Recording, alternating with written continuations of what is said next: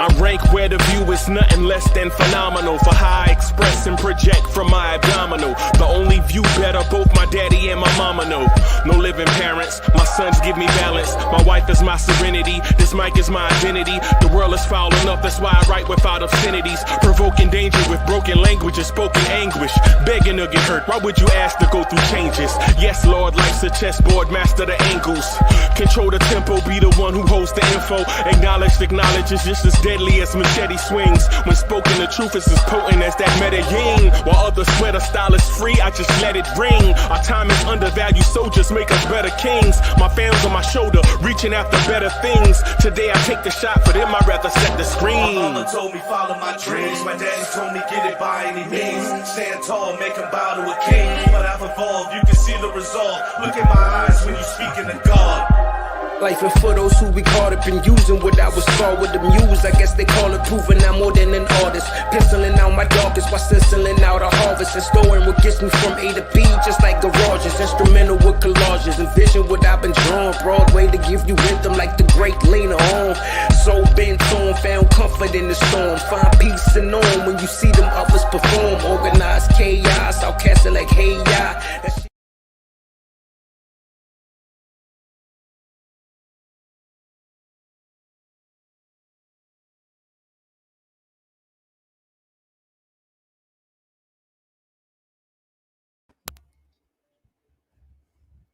Yo, party people in place to be. What's good? It's number one Chief Rocket Knicks Virtual main man, Uncle Freezy. And welcome to the premier Knicks in the Nighttime show. The Knicks at Night podcast, man. Coming through to rock the spot a little bit, read some comments, cut up, act the fool a little bit. Salute to all my people, man. Otherwise is in the building. Andio, salute. Hit him up is in the building. Coach, what's good, bro? Coach, what's good? What's good, man? What's good? What's good with you? So I'm coming through to hang out, man. This next week is going to be, I don't know, man. This fall is going to be a bizarre schedule. I thought I had it figured out. It's going to be mad bizarre, but I'm going to rock when I can. And with that said, y'all want this party started right. Y'all want this party started quickly, right? The son of the legend, Kerry Cox, is in the building. Andios is in the building. Hit him up, is in the building. Otherwise is in the building. What's good, everybody? What's good with y'all, man? I'm glad to see y'all coming through and hanging out, man. I don't really have anything in particular that I had on my mind that I want to share right now. I want to give some more thought. But whatever y'all have, man, let me know. We'll talk about that. What y'all got? Y'all tell me what y'all got, man. Some of the stuff I'm going to stay away from a little bit, like the low-hanging fruit stuff. I'm going to try to stay away from that a little bit. Like the low-hanging fruit, the stuff that everybody is talking about. I'm not going to try to steer the conversation in that direction. I'm just going to be in that mindset. If you want to talk about it, y'all talk about it, man. This is the platform for y'all to share y'all thoughts. If there is something that is definitely different, though, man, I'm definitely jumping in. So, yeah, man. Miguel P in the building. Salute, everybody. Glad we got these microphones on, man, so that we got this platform that we can share. Talk that talk the way that we like to have that talk to us. Y'all know the vibe. Yo, the Ghost is in the building. Salute, Ghost. Look at the Ghost. What's up, boss? What's up? I got no light. Yeah, man. What's good? What's good, boss? You got something? You got something particularly that you want to talk about, bro? You got a time machine? Hey, man, hot box time machine. I heard that somewhere before, man. I heard that somewhere before. I can't quite put my finger on where. Probably because I use a hot box time machine. Yeah. Yeah, man. I don't know, man. I just want the season to start. Yeah, man. It's like Christmas time. Start getting some of these questions answered and whatnot. Yeah, man. You know what question I want to have answered? You probably don't. I hadn't mentioned it, but I can share it. So Alon Wise asked, what if Sims turns out to be a real center this season? That's intriguing. I'm gonna throw my thing out there and then I'm gonna answer Alon Wise's question or comment.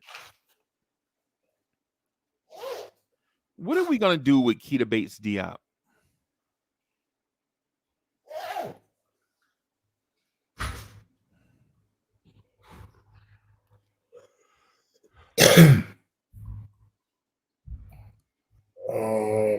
I say we're gonna give him some early in the year run.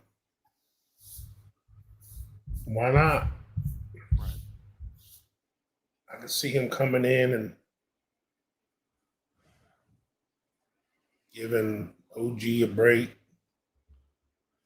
a little bit.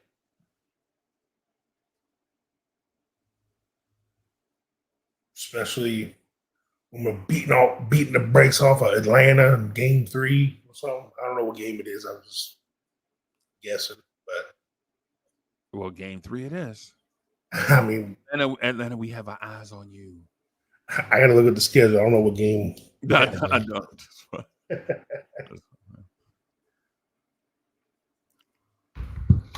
So so let me speak. I'm going to speak to the Alawaz statement, and then there's something I want to speak about too that has nothing to do with the Knicks, I guess. But if Sims turns out to be a real center, right, then we have to start recalibrating how we view what a real center is, right? Like what if Jericho Sims turns out to be a real center, but what if he had been a real center the whole time and maybe we wasn't using him right? Or maybe our developmental staff needs 4 years to develop a center. So I think it brings up multiple questions.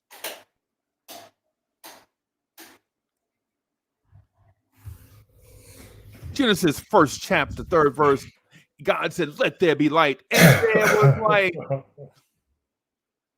Yeah, man. So coach, if Jericho Sims turns out to be a real center, then more questions abound. Then not a question like what took so long, but maybe, is this the wave? Is this what it takes with our development staff with bigs? Is it going to take 3 years with raw bigs? Or were we genuinely using him incorrectly? Or so it's a lot of questions I think go into it. I think you take a deeper dive into it, right? Mm-hmm. And if he's a real center, what does real mean? Does that mean he has offense and defense? Does that mean he can knock down threes and rebound out of his area? Does that mean he's Ben Wallace now? I mean, I'm not sure, but Allah Wise, thank you for the comment, bro. We appreciate that. I mean, I don't know. Like you said, as far as real center goes, it just needs to be the center that fits well in our system and our players like we got. And that fits different with every team. I mean, obviously there's your prototypes that everyone's got, or everyone would like to have, per se. Prototype meaning Dwight Howard? Well, not anymore. Well, prime Dwight Howard is what I meant. Like, Well, now I think the prototype is more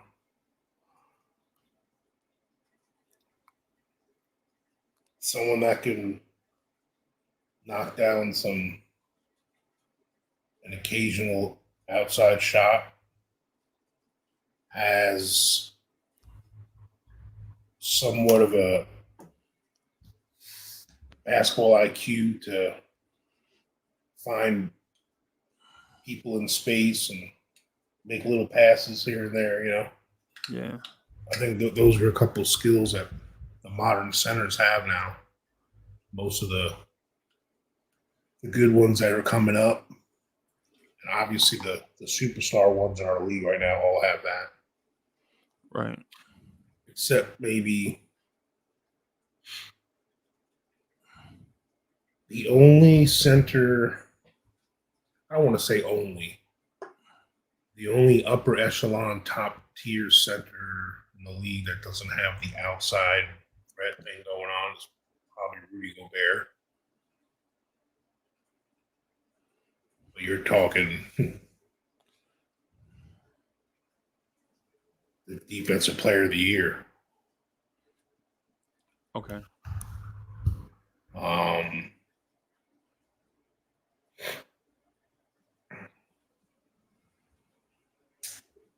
In our case, I'm not saying you have to be a presence or a threat shooting the ball Okay. from 18 to 20 feet and beyond.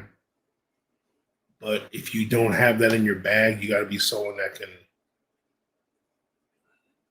do the pick and roll at the top of the key and know when to roll, where to roll, and also be good at the dribble handoff stuff at the top.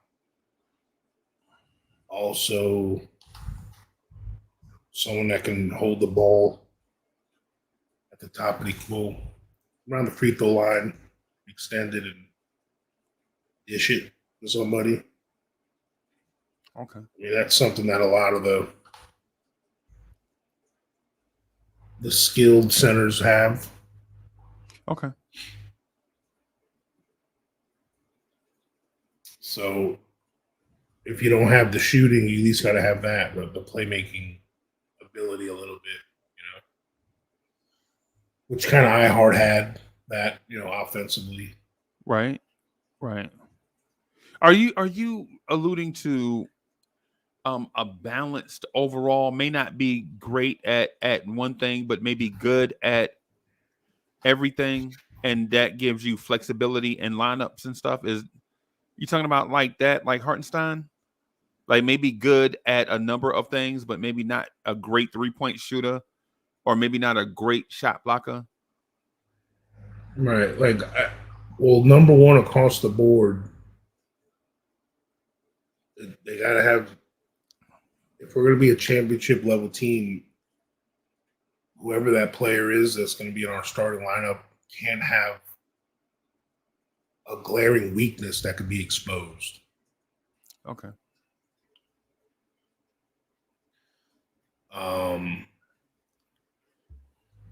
It would be nice if they had, and when I say elite, I would say top 10 at your position at a certain skill, which Mitch does have.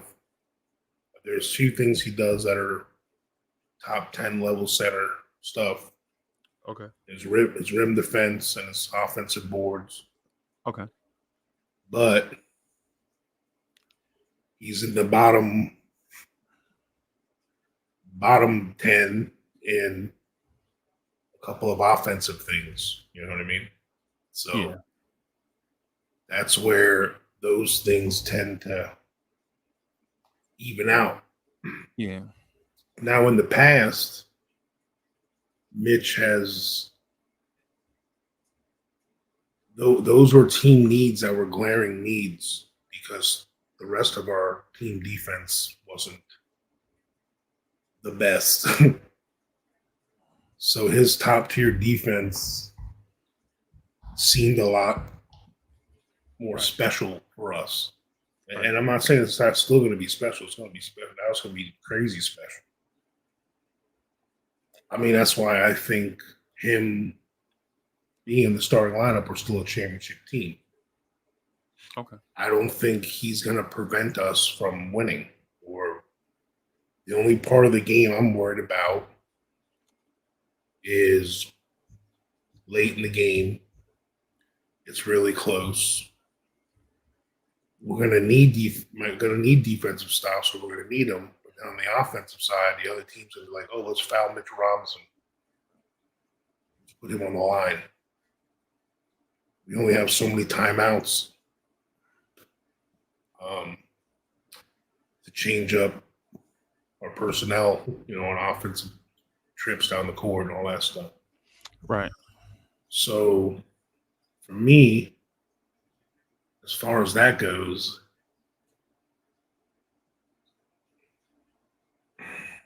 that's where I think everyone is talking about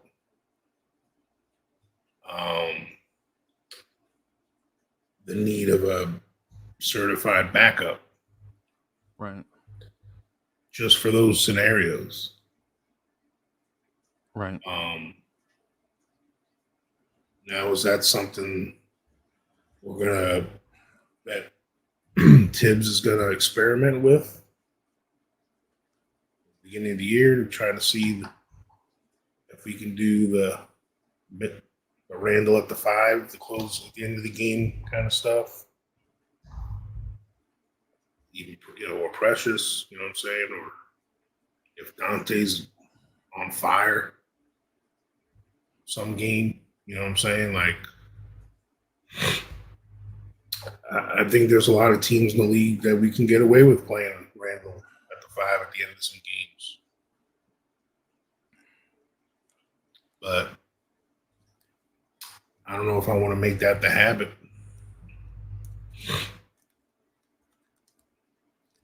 But as far as the Diop mentioning that, if Sims all of a sudden at 26 years old he is now, it's funny when we get these quasi older rookies that come in. Oh, let's let the kids develop. No, I'm good, man. I'm awake. Yeah, man. Like these. Usually, when you draft an older player, you're hoping they're more ready when they come in. Right. When you get a raw prospect that's 23.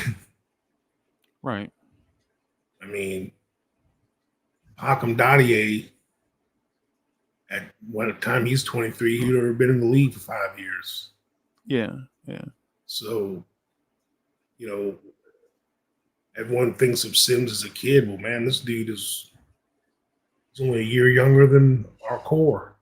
Yeah. Our prime core we have. Right. And I don't think our coach, when we received iHeart, he was 24, I think. Yeah. And he contributed that first year, and he turned into what he turned into this past year. Right. I mean, so it didn't take him long to develop. Did he already come more developed because of his past? I mean, I don't know. But that's the only thing because if we do count on Sims, I mean, is it a better late than never thing? Or, I mean, I don't know. We should definitely give him a try. He's on contract. You have him. You have to try it. Right. Well, I understand it's a different era, but then there are some guys that just bloom late. Jimmy Butler is a late bloomer. Jimmy Butler spent 4 or 5 years at Marquette. I can't remember exactly. And then he spent 3 or 4 years finding his way in Chicago. But then when it clicked, he was elite. Like some people like climb the mountain and it takes 3 years. Others are the Sherpa. You know what I'm saying? Yeah. They they live on a mountain basically. You know what I'm saying? But they go to the mountaintop also. So it's one of those things. I guess it depends on how you look at it. Like, I guess the thing with Jericho with me and Jericho Sims is I'm team first. Right? So if there's a Jericho Sims issue, then move on from Jericho Sims. If Jericho Sims is, you know, blossoming in his fourth season, then keep Jericho Sims. That's what I like. Jericho Sims. I like Jericho Sims. I want him to stay. You know me, man. I like the Knicks. I don't like seeing Knicks get traded. I don't like seeing Knicks get cut. Right. I like having Knicks around. Right. I like him too. There's nothing more I would love than for him to develop a little floater and be a little more consistent with his decision making and his positioning, and because he obviously has all the physical tools. I mean, this dude's explosive. He's probably, man, on this roster, he's probably the most physical. Well, no, maybe OG. Well, he's top 5 on this roster in terms of physical ability. Yeah, Randall and OG. And as far as being a grown ass man, I mean, he's bro. He got shoulders like Serena Williams, bro. I mean, he got real shoulders. You know what I'm saying? He ain't got these fake Uncle Freezy shoulders. He got that man got I eat tuna for lunch shoulders. You know what I'm saying? Yo, yeah, man. Yeah, no, he I mean, the thing is he's the epitome of, there's this saying that they have is talent plus training beats talent alone. Yeah. Or talent plus development beats talent alone. Yeah. So like he already has coming out the gate things that other people will never have. You can't develop the things he has. So unfortunately, what happens when you have an athlete, I mean, he's a 1%er athlete. I mean, he is. I mean, he's the upper 1% athleticism size combo in the world. There's not many human beings in the world that can do things physically. And his father was an elite athlete, bro. Yeah. His father used to play at University of Minnesota. An elite athlete, bro. And like when you come up and come through the ranks with that ability, shortcuts are made in your game, which you can get away with some sloppy stuff. Yeah. Because you jump higher than everybody. Yeah. And you faster than everybody. Are you stronger than everybody? More agile. Yeah. You dominating that 6'3" center from where you came up. Yo, you remember Peter Warwick? Hell yeah. FSU, the Bengals. Yeah, where none of his measurables equaled what he did on the football field. Like 6'2" was not blowing you away with height. He ran a 4.5 40. You know what I'm saying? He was like what 205, like 200, 205, something like that. Mm-hmm. And for some reason, bro, excuse me, a guy that didn't have the physical advantage, for some reason, you couldn't stop him from scoring. He was just so smooth, man. Yeah, you remember with Bobby Bowden used to, like, what's the play, coach? Throw it to Petey. Remember that? Remember the play, the national championship on the line. Throw it to Petey. Thanks, coach. Yeah. But it worked all the time. Mm-hmm. Right. I think in the Sugar Bowl one year, they were already, I think Florida State was down by 4 or something weird. and I'm getting back to Jericho Sims, everybody. But I think Florida State was either down by 4 or up by 1. But however you figure it, the opposing team had to kick the ball to Peter Ward, right? They had to punt, kick the ball to Peter Ward. And everybody in the booth was celebrating. This is Bobby Bowden's second national championship in a row. And you like, yeah, the game ain't even over. But people are like, yo, once they kick that ball to Petey, it's over, right? And so the reason why I bring up Peter Warwick is because you don't necessarily have to have all those gifts or whatever. Peter Warwick had a feel for the game, and I think Jericho Sims is on the opposite end of that scale, right? Like you don't have that natural feel for the game. I'm not saying he don't know how to play. That's not what I'm saying, because I like Jericho, right? That's not what I'm saying. What I'm saying is the natural feel for what you want to do out there on the floor looks like at times it's not there.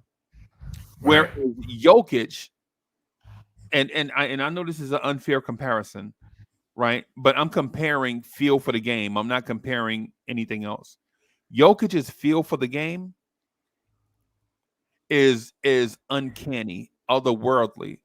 And then when you see people that don't necessarily have that feel for the game, even an average feel for the game, you're like, what was he doing right there? Why you kick that ball out and you 2 feet away from the rim? Or why are you tapping the ball to yourself? Nobody else is around you. Just grab it. Like there's no feel for it. Like for those that played running back, like you see a cutback lane. Coach called a play to go in this hole. A linebacker is in that hole.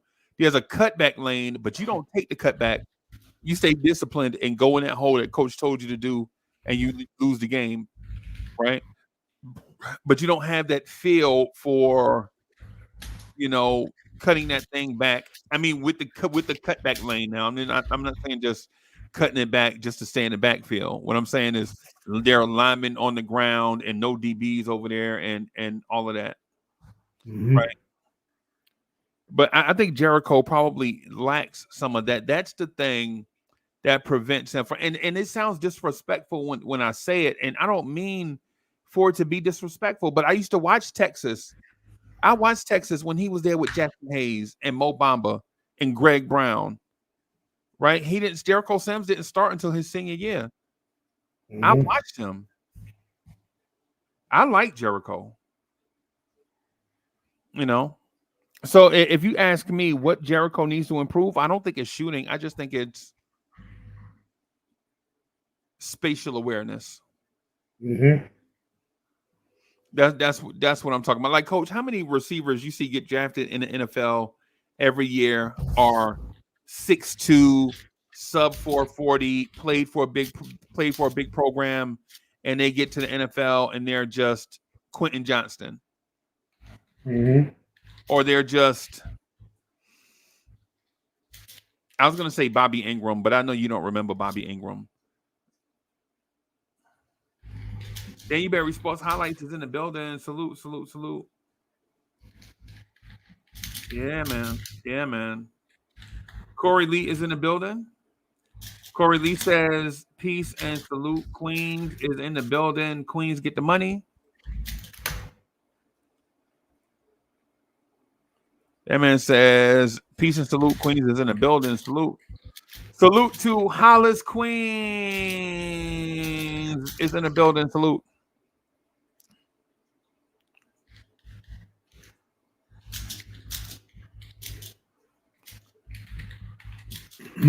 So I really think that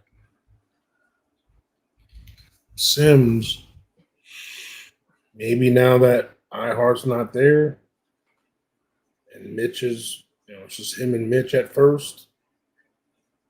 I mean, maybe with more playing time, maybe something develops.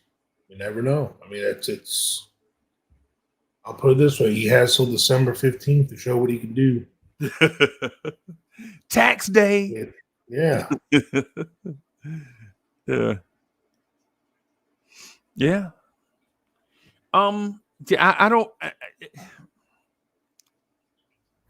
I'm not sure if December 15th is a line of demarcation. Oh yeah, well, I'm Let not me saying say, like right at that day if he didn't contribute, he's out. He's out.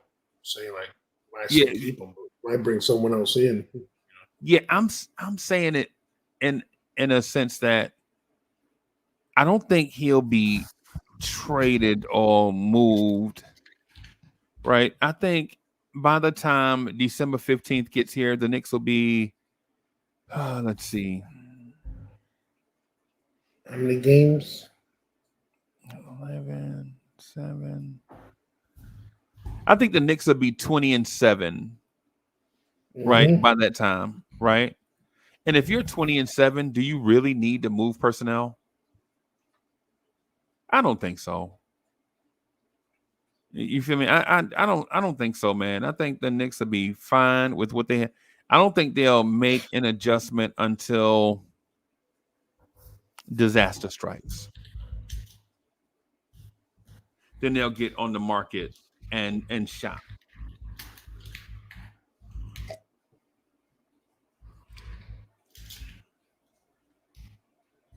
Yeah. I'm gonna say the Knicks are set. I'm gonna say the Knicks are set. So chat, here's something I have for you guys. Okay. What Knicks player do what Knicks player do you think will have a breakout season? There we go. Oh, my spelling is bad. So what Knicks player do you think will have a breakout season? Everybody. I already have my candidate, right?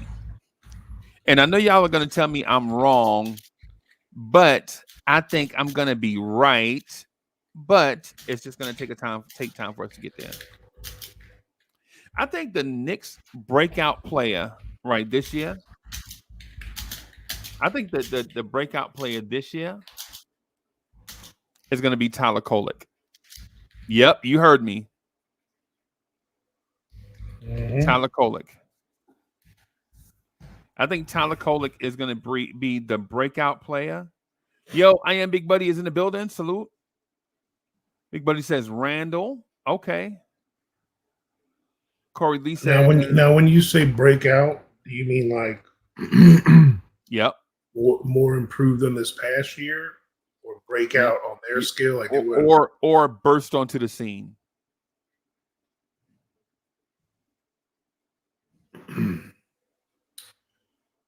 Well, I'll be honest with you. I think OG Anunoby's going to have a breakout season offensively. I think he's going to take his offensive stats are going to take a big leap this year. He was already hinting at it before he got hurt. Yeah. But as far as someone new and who hasn't played much minutes wise and all that, yeah, I think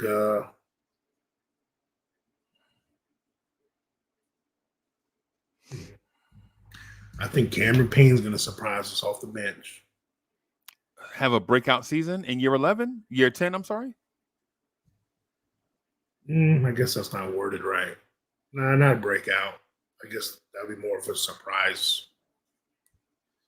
I mean, if we're gonna go that back with it as far as breakout, I mean, because Randall's already broken out, obviously. Yeah. Brunson's broken out. Dante's breakout season was last year, technically. Josh Hart, he kind of had a breakout season last year too. He had 6 triple doubles last year, I think. Yeah. So I guess if Deuce has more playing time, he broke out a little more last year than he has before. Okay. But I say whatever young buck gets to play with this group some minutes, and I agree with you with Kolek, but if someone like Huck-Porty gets a chance to play, maybe him. Okay. I'm gonna say Yeah, Tyler Kolek because because when you use the word breakout, I guess it's really a poorly worded thing because we're a I was veteran thinking laden about more team. surprise. Yeah, on a veteran laden team, you already know what you have, just about. And so breakout means a guy was playing to a standard and he obliterates what he did in previous years. Mm-hmm. So and give an example. Jalen Brunson having a breakout season. Well, he was borderline MVP candidate last year. So in order for him to break out this year, he probably has to win it. Mm-hmm. 31 points a game, 9 assists, the Knicks in the championship. It's got to Mm-hmm. be and is it Randall? How do you prove on 20, 25, 10 and 5 or 22, 10 and 5 or whatever his number is? How do you improve on that? 30, 15 and 10? I mean, so yeah, it's just and I know Randall's going to get his numbers in his sleep, right? Randall's going to get his numbers in his sleep, right? But Especially with this team. yeah. The only number I think might take a hit per se is instead of him averaging 25, 24, he might average 22. So, you know what I mean? Same with Brunson. I think Brunson, Randall, and Bridges can all average low 20s, with Bridges being on that kind of 19.9 or 20.2, kind of thing.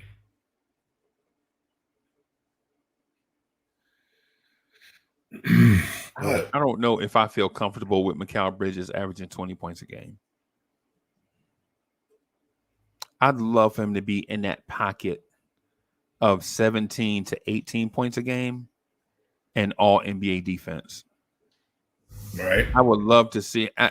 I'd love to see OG Anunoby at about 15 or 16 points a game, all NBA defense. Mikal Bridges, 17, 18 points a game, all NBA defense. And Mitchell Robinson plays 70 games, play about 28, 29 minutes a game. Average about. Has Mitch ever averaged double-digit rebounds? no, I don't think so.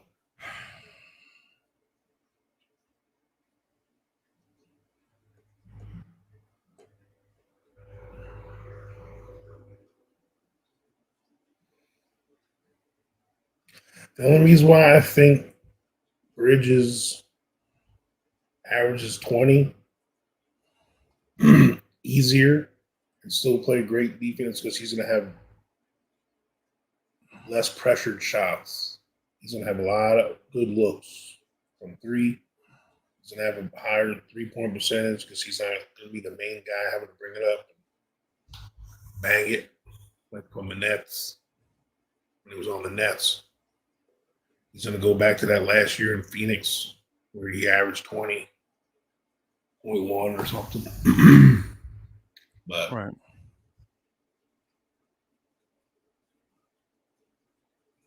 no, I agree with you as far as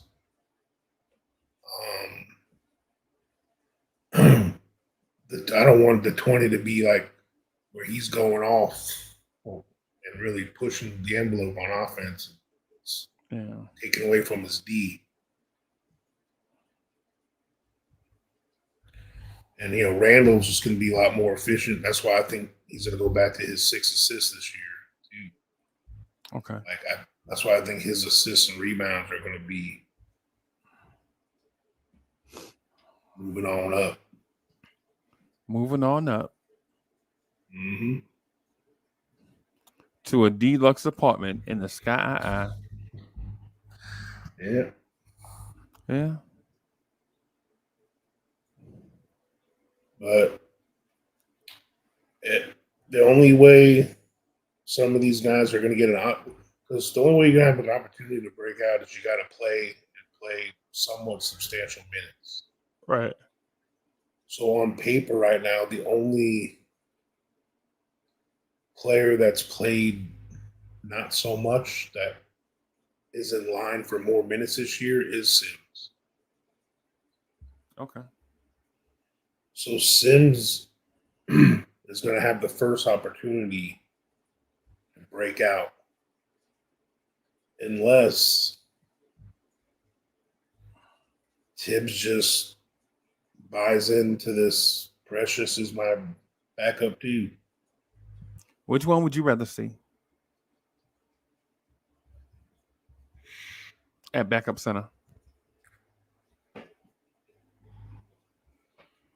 I would feel better if Sims did the things we want a traditional center to do, at least at an average clip, average to above average, as far as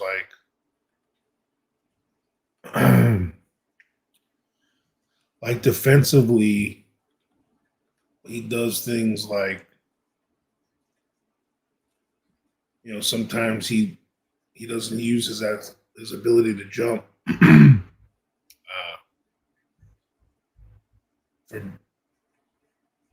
for rim protection, like as good as well as Mitch does with less, ability.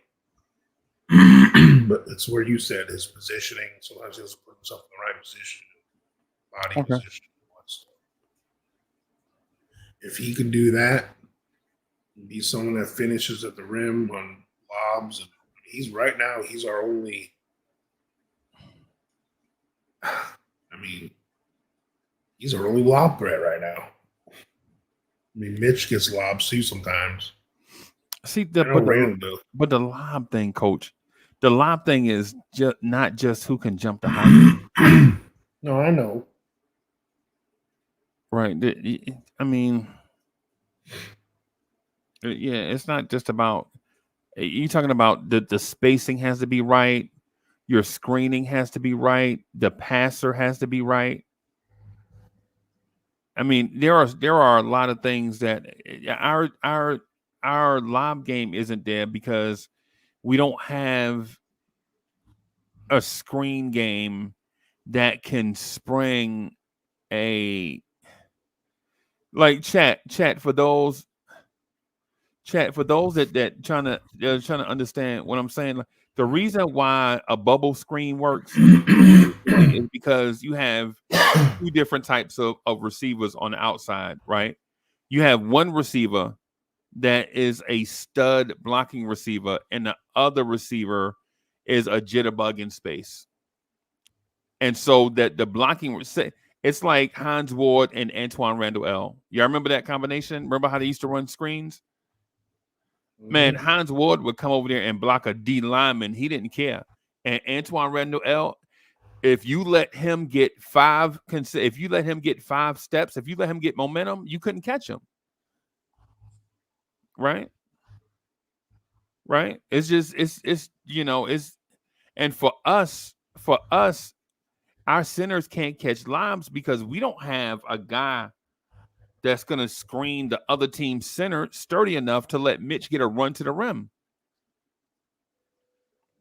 You just don't. Right? Because here's why. The reason why we don't get lobs is because we're 20th in the NBA. Or last year we were 20th in the NBA in field goal percentage. Right? So if teams don't respect your shot away from the rim, they're gonna pack the paint. There's no room for a lob. Of 30 NBA teams, the Knicks were 20th. Right? And a lot of our points, like a lot of us acknowledge, come off offensive rebounds and putbacks. Mm-hmm. So it's one of those things where if the paint is packed, then now your ball handler has to be an elite level passer. Do we have an elite level passer in our backcourt?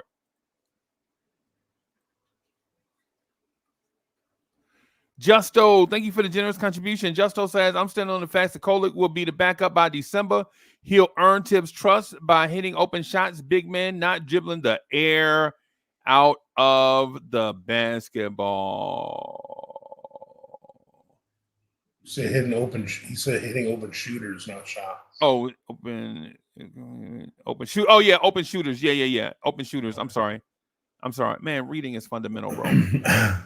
But I'm saying this too. And hey, I appreciate you helping me clean that up too, by the way. Yeah, man. I think he has a special gift of that. Who has a special gift? Kolek. Find his teammates.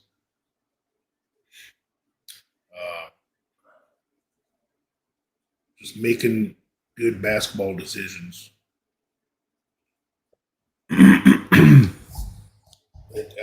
Those things translate in the NBA. Right. Lee, what's good, bro? What's up, brother? My brothers, what's good? Hey, nah, man. I'm chilling, bro. I should be sleeping. I'm happy to see y'all too. I'm looking at you big husky, beautiful high yellow men. I'm happy to see y'all. Coach. Yeah. What's up, Dre? Nephew Dre, what's good, baby? Salute, Carl. Salute, Coach. Salute, Freezy. Salute to the chat. I was going to man, Dre, we're going to argue before I drop my brother off the airport, man. If you want to. Yeah, man, let's do it. Yo, let's do it, bro. I was going to say, Freezy, I just think we got bad passers on the team. Right. Hey, bro. Hey, man, there's been countless times Josh Hart gets a screen, the lobby right there. The lobby right there, bro. And he don't throw it, but he'll throw a left-handed pass in transition out of bounds. For no mid-air. Hold on a second. What'd you just say? We got bad passers on the team, Core. Like, guys are just... I know. I just want to make sure I heard that again. Because I don't know if y'all know, but Wise was on the roommate, just sitting there listening to the roommate, and he commented into the fact that Jalen Brunson can't throw that lob with his right hand. And he pretty much told Brunson, hey, bro, you need to tighten up and get that right. He told Jalen Brunson that to his face? Yeah. They said that on the pod, the most recent one? The one with him and Mitch. Oh, I didn't even catch that. Wise in the chat. He confirmed it. He's called him out before not passing out of the pick and roll, too. Oh, wait. I'm confused. So did Wise tell him that? Or are y'all saying he talked about it on a roommate's chat? I mean, on a roommate's they were talking about it, and he commented on it in the chat. I mean, and not in the chat, but in the comments, they acknowledged it. You know what I'm saying? Why he in the chat? He can explain it better than I can. You know what I'm saying? Yeah, I'm lost. Like, did they put? Oh, he's saying that Ala Wise told him about Josh Hart making that comment. So he told Jalen he need to tighten up with that right hand and passing the lob. So he put it in the comment section and they put it on the screen. Yep, they highlighted it and everything. Okay. But yeah, like I would love to see that happen, because we got a lot of guys that get a pick and roll, and their only idea is to drive and kick out, never drive and create for the big that set the pick. And to be real with you, Freezy, I think Mitch's screen setting improved compared to where it used to be. It used to be just absolutely terrible. Yeah. Like, he's had a lot of chances to catch lobs, and a better playmaker would not keep their head down and would throw the lob. But when you're saying elite playmakers, that's one of the things. Like, I think we have solid playmakers, but we don't have guys that naturally think or play that way. Hold on. Hey, man. Hey, didn't you tell me you stopped smoking? For me, No, me. I'm talking to myself when there's nothing to talk to.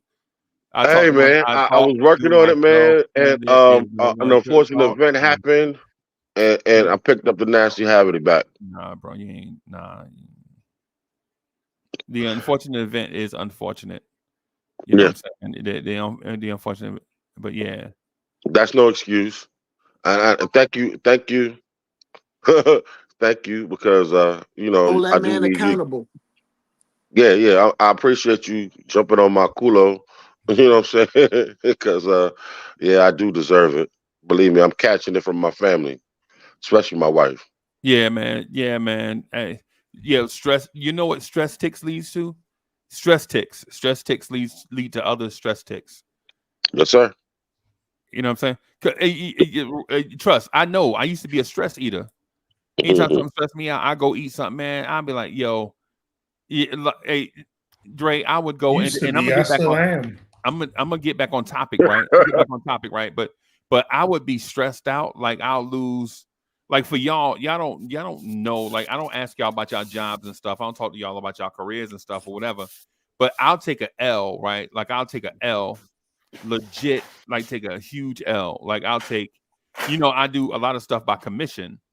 So I'll lose like $800 out of a check. And for y'all, I know y'all live in New York, so $800 ain't nothing. But for me, I'm that's so stressed. everything. I'm gonna eat this cookie. This dude got fresh cookies on standby. I trust. I know. But coach, I lose a client. One time, man, I lost my homeboy and his family. My homeboy was like, hey man, we just gotta go in a different direction. I didn't know at the time that they was just going through a financial thing. I lost them, bro. Lee, I lost like $1,100 out of a check, bro. Oh Lord. Yeah, so you know what I did, right? You know what I did after that, right? I went to Circle K and got me like 3 honey buns and those big thick beef jerky sticks, the spicy Yes, ones. sir. I know what you're talking about. I know what you're Yeah, So, talking so yeah, you bro. lost. So you lost about $1,110. That's what you lost. Yeah, $1,130. Oh, God. With a Yeah, Slurpee. yeah, and a Slurpee. Yeah, and I got stuff on my shirt, so I had to go home and change clothes. So yeah, man. Yo, I promise you I'll do better, man. Chat. Y'all know anything about that? Having stress ticks? Y'all know how some stress ticks lead to one stress tick will lead to another. Like you know how like you be stressed out, so you get on the game, and then you stay on the game till like 3:30 in the morning, and then you're supposed to be at work at 8, and then now you tired at work, and the only way you could stay up is by drinking coffee, and then now the stress from the other day snowballed into like a big stressful.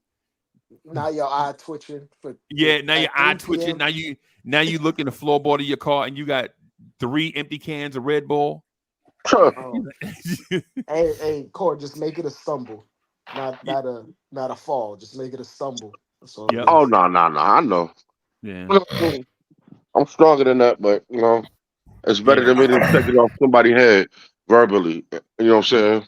Yeah. Yeah. So, but on the point before Lee distracted us with a Newport, um, I don't know if it's all Mitch's fault. I think if I have to do the 100% division, I think 65% of it is Mitch's fault, right? And 25% of it is the ball handler's fault, and 10% of it is just poor spacing, like not expecting the lob to be there, right? I think some of it can be on coaching in terms of emphasizing it because Right. like if the coach would be like, "Yo, throw the effing lob," Right. you best believe they're gonna go out there and throw 'em. Right. And then if Josh Hart throws it out of bounds, Josh Hart will go to Tibbs and be like, "You told me to throw Yeah. it." Well, in a Tom Thibodeau offense, he's going to be risk averse, Yeah, right? So but sometimes Freezy, hey man, some of these coverages that they send in Jalen Brunson, that lob might be the best thing it's out of the always entire there. possession. So like these guys sending 2-3 bodies, they sending guys to cheat off of them. Yep. They sending help. Like There's been a myriad of times that man, we have any big, just standing underneath the rim by himself. Right. And you don't even got to make a perfect lob at that point. You just got to get it somewhere near the rim. They could go up, grab it, go back, land, and put it back up. Yeah. Like, especially in those types of scenarios where you're seeing double teams or triple coverage. You don't even got to set. Like, I was watching Luca play, and granted, Luca is Luca, Luca's Luca, bro. but he wasn't throwing a perfect lob every time. He was just getting it to the man when he needed to get it to him. And letting elite finishers finish. Yeah, and sometimes even if they didn't finish, they were always by themselves, so they could just land, go put up a nice little layup, Yeah. and go about their business. But sometimes I think we're so turnover averse. We automatically think throwing the lob or throwing the ball up to an athlete Right. is a bad idea. Right. Like when Bill Parcells said the Giants used to have a receiver called Stephen Baker, right? I think he came out of Illinois. He played at Illinois back in Notre Dame and Miami heyday. Like Notre Dame was good, Penn State was good, Oklahoma was good. A guy they used to call him Stephen Baker, the touchdown maker, right? And what happened is they wouldn't throw Stephen Baker a deep pass, and I'm talking about a 40-yard bomb. I'm not talking about like 20 yards, right? They wouldn't throw him the bomb because Bill Parcells said, if you throw the bomb, 2 out of 3 things are bad, right? Incompletion, a turnover, or you catch it. He was like 2 out of 3 things we can't live with. And so you like Bill Parcells, bro. They got 42 people in the box. He was like, we're gonna keep running it until they put 43 people in the box. You know, Well, you know how to dog my coach. and I'm not dogging the Giants or him. I I'm know. I'm dogging a messing with you. philosophy. Yeah, I'm dogging a philosophy. The philosophy at times just can't just be we fear because the thing that Tom Thibodeau fears is not turnovers, right? What he fears is the live ball turnover where you can't set your defense. That's what he fears the most. Anybody who has coached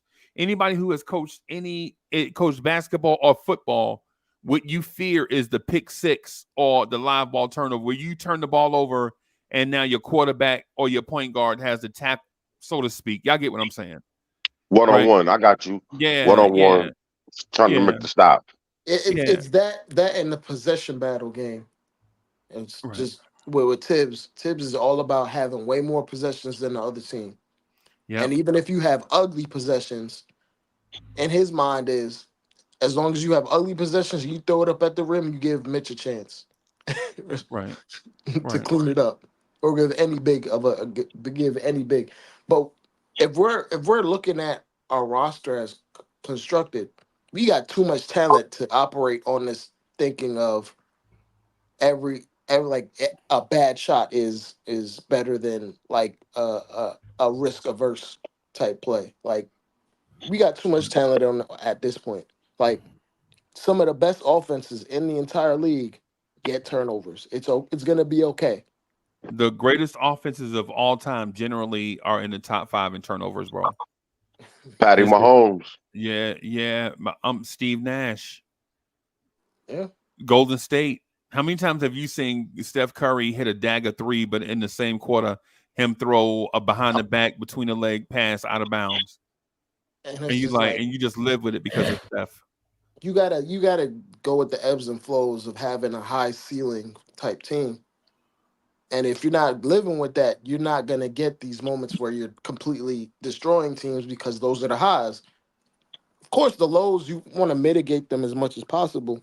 Right. But if you're playing to the talent of your team, you're bound to turn the ball over. What you can't have is turnovers on a team that has like an unbalanced floor. That's when you get in trouble. When you have turnovers and your small forward is damn near at the baseline with the center, and Right. your power forward, and it's only one guy and another guard getting back. But when you have great shooters like the ones we have now, the floor should never be unbalanced, ever. Right. It should only be Mitch underneath the rim. So at that point, if you get a turnover, Just get back on defense. At Just that get back point, on defense. you gotta. I think Tibbs. It's gonna be hard for Tibbs to rationalize it this way, but turnovers for a great offense is basically just a missed shot. That's all it is. Yeah. Yeah. For a great offense, a turnover is just a missed shot. Just get back on defense, Just get back on defense. Yeah. because you're gonna make a hell of a lot more shots with that same process. Yeah. And with the defense, the excuse me, the potential defense we have this year, it's the same mentality. Yep. We turn the ball over. What? Another stop. Yep. Exactly. Like we have an extremely balanced team on both ends right now, and we need to play to that. Like, let's not be afraid. Like, just like when teams, I'll say this, like your comparison, coach. When a team knows it has a great defense in the NFL, on offense, they take chances. They'll go for that 4th and 2 at the 38-yard line. We're like, all right, well, if we don't get it, we'll get the stop. Don't worry about it. Mm-hmm. Not coach's team, because you can run historically. You can just run on coaches' football teams right up the middle. They ain't really not Tampa Bay. Not really known for defensive linemen like that. You can just run the football straight up the Bucks gut. have had the best run D for years. Oh, cheese Right and away. crackers. Bro. Right there. They ain't Tampa Yeah, Bay. but they can't. But you throw something in the air, they can't stop a fly. Yeah, they ain't known. They ain't known for Tampa Bay. Not known for defense, bro. All right, Chicago, whatever. Tampa When ain't was the known. last Bears? When was the last good Bears defense? Walker. Bro, the Bears had the number 1 ranked defense in the NFL from week 8 on through the end of the season. What are we talking about? When? After we added Montez Sweat, the number 1 ranked defense in the NFL. Because their offense was so bad. Well, I mean, we talking about defense, man. See, coach. See, now you moving the goalpost. You know what I'm saying? Now you trying to pull a switcheroo on me, bro. We was talking defense, bro. See how disrespectful coach get? See how disrespectful that was? Your defense was terrible. I mean, your offense was terrible. Coach, we know the offense was terrible, bro. That's why we drafted a quarterback number 1. Yeah. But God bless his soul. Yeah. Run, Charlie Brown, run. Yeah. But one of the things that Dre mentioned that I want to kind of touch on, too, is not just the fact that the live ball turnover will impact us. I think what happened in a sense last season is we never got the opportunity to just be a complete team all at once. Like, even at the beginning of the season, Randall was hobbled recovering from injury. And for, I think, 14 games, that man was shooting 8% at the rim. Bro, that's like 5K. That's like a 5K student can do that, right? And then by the time he got wind beneath his wing, Mitchell Robinson got RJ got sick. RJ got sick. Yep. What's his name? Colin Sexton absolutely destroyed Quentin Grimes' knee. Y'all remember the Utah game where he crossed up Quentin Grimes? Oh God, bro. Yeah. And that we were still transitioning away from Quentin Grimes starting at that point. Yeah. That too. That too. Yeah. And then there were all these different things. So last year, I want to take last year's data and use it for data purposes. Like, I want to use last year's data as a placeholder, as a benchmark to compare what happens this season. But I don't want to use last year's data as a indicator of what is good or bad about this Knicks roster. Because it's not fair. I was going to say, if you use last year's data, you got to use it in like 20-game intervals, like the first 20 games, the second 20 games, the third 20 games. Yeah, you have to do it into when events occurred. Like, when did Mitch get hurt? When did Hartenstein become the full-time starter? Right? When did Dante come off the bench? When When did we did get Randall OG? get hurt? When did the OG trade? When did the OG trade occur? When did Precious start playing? Like you have to look at it like that, because if you just look at it in a vacuum, it just looks like the No Knicks were the best context. team, and it just looks like the Knicks were the second best team in the Eastern Conference, wire to wire, and we were not. Definitely not.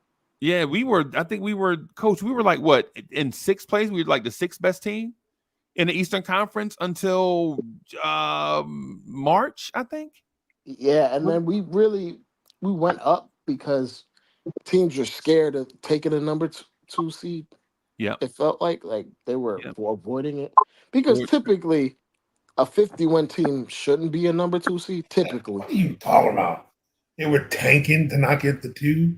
Yeah, because they were scared of Miami, right? Everybody was scared of Miami, right? Yeah. Oh, crap. It was stupid. They're afraid of who was coming out of that Sixers Miami plan. Remember? Yeah. And teams like the Cavs definitely tanked out of it. Yeah. The Cavs absolutely tanked out of it. Yep. Orlando too, last game of the season. Or last couple of games. Orlando did too. They were legitimately avoiding. You don't remember that, Coach? They were avoiding the Sixers.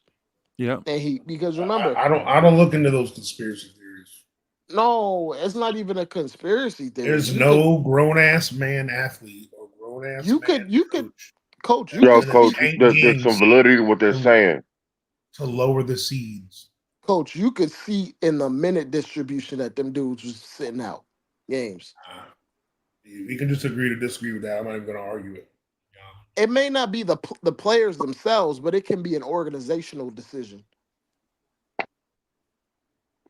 There's some validity to that, though. Just like when the Mavericks literally tanked. For y'all who think that there's conspiracies like the refs, but people throwing that's not a conspiracy. We're not even talking about the refs. We're talking about actual facts and stuff that just happened right in front of our eyes. The same people that believe in that crap believe in the other crap too. Okay. I ain't gonna go that far. I understand. Like I said, we can agree to disagree. No, we're not agree. No, we're not gonna agree to disagree. You're not gonna make me agree. You're gonna make me agree to disagree. So you're gonna agree with me then? No. What I'm saying is I just want to stand my ground. I don't want to be pulled in one direction. Go ahead. I'm not gonna. I just want to be free to bullshit. think about. I mean, because if you don't want to talk about it, I would have respected. I respect this. I don't want to talk about it, Coach. I understand that, like it's conspiracy. I can, Coach. I can understand. Coach, I can understand like the competitive aspect that athletes want to take, but literally, the Cavs were like resting Donovan Mitchell, and he wasn't even hurt.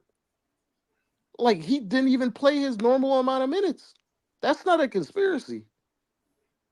Yeah, like they were playing all their them starters. Trying to avoid the 2 seed. They were playing. Then why would they not run through the tape then? It wasn't to avoid the 2 seed. It's to rest the only player that's going to keep them from losing in the first round. They legitimately, like everybody saw it, and this is not even like a new thing. This happens in the NFL. Like this happens across a wide range of sports where teams literally dunk because of seeding. This is not like a new thing. You know that's not new either. So that's not even a conspiracy. It's like Miguel P said. It's not that I don't want to talk about it. You guys can talk about it. I think it's. I don't have an opinion on it. This is BS. I think it's cowardly, but that doesn't mean it doesn't happen. Like you definitely a crusty old man because of it. Whatever. No, I'm not crushing you. I'm just saying you've seen it in the NFL where teams will literally sit out just so they can face a particular opponent in the playoffs. Hold on a second.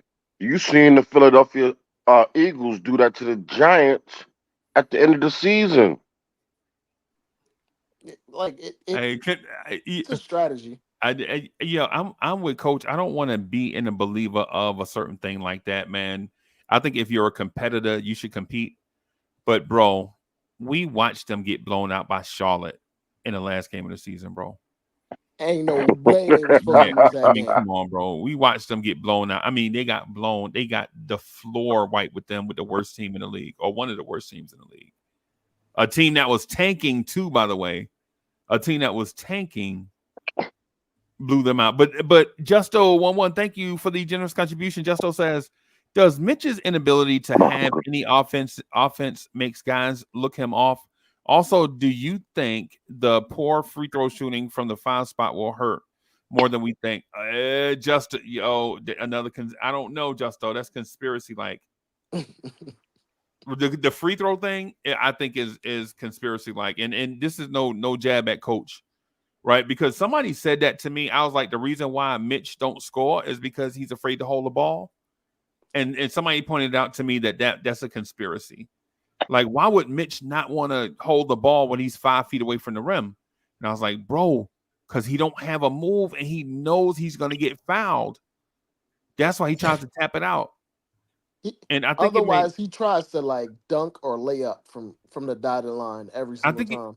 I think it may have been Fritz that said it was a conspiracy. Like Mitch not holding the ball too long is tinfoil hat.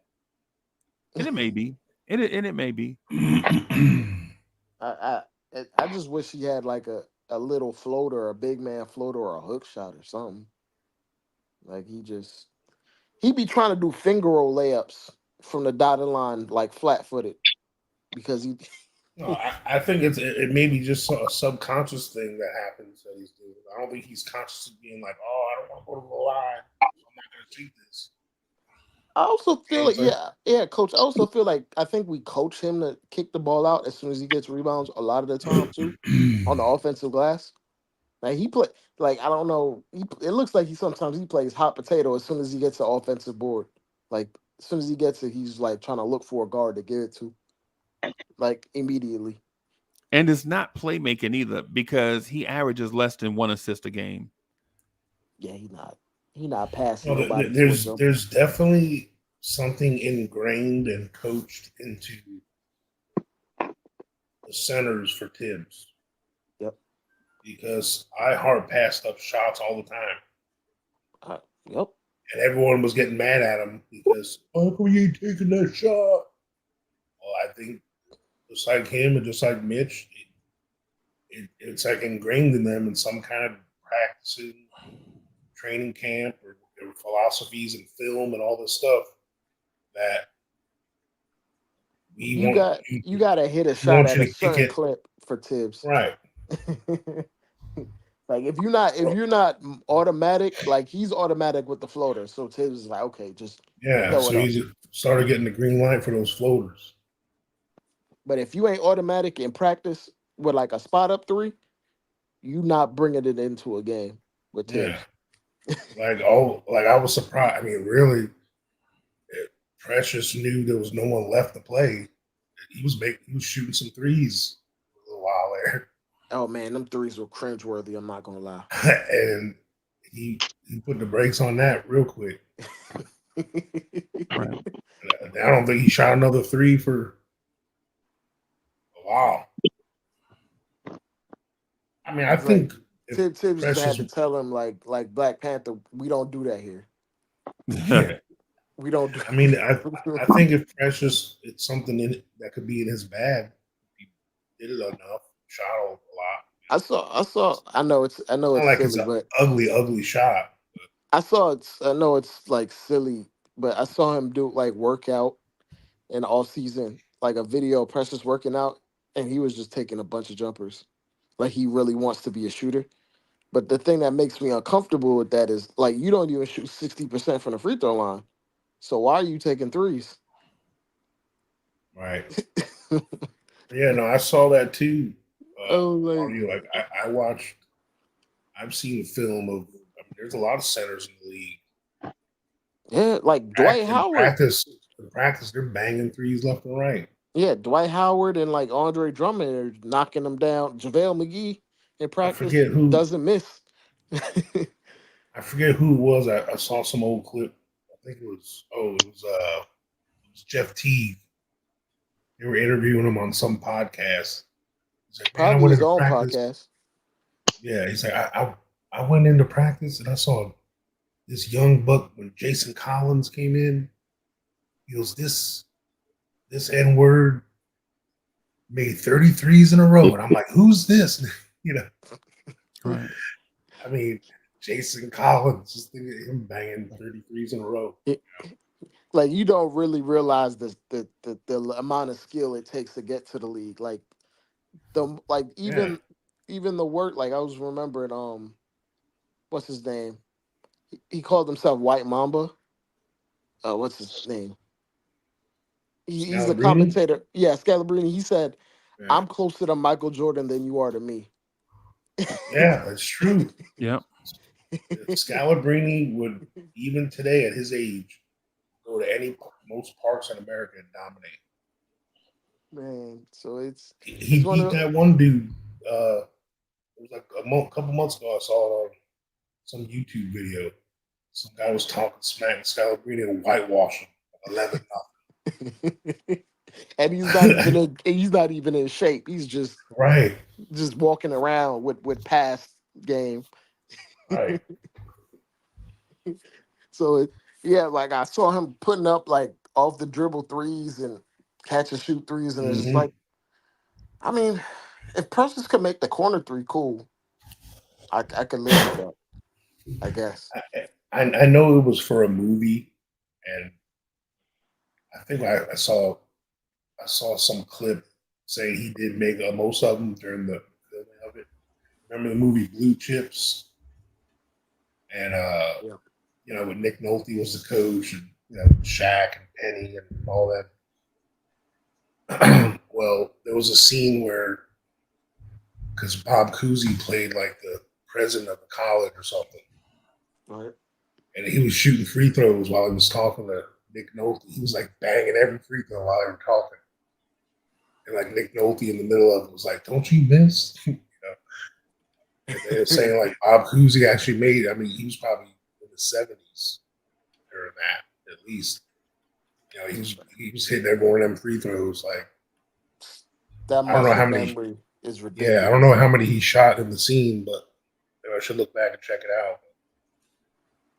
But yeah, he was like, he kept making them.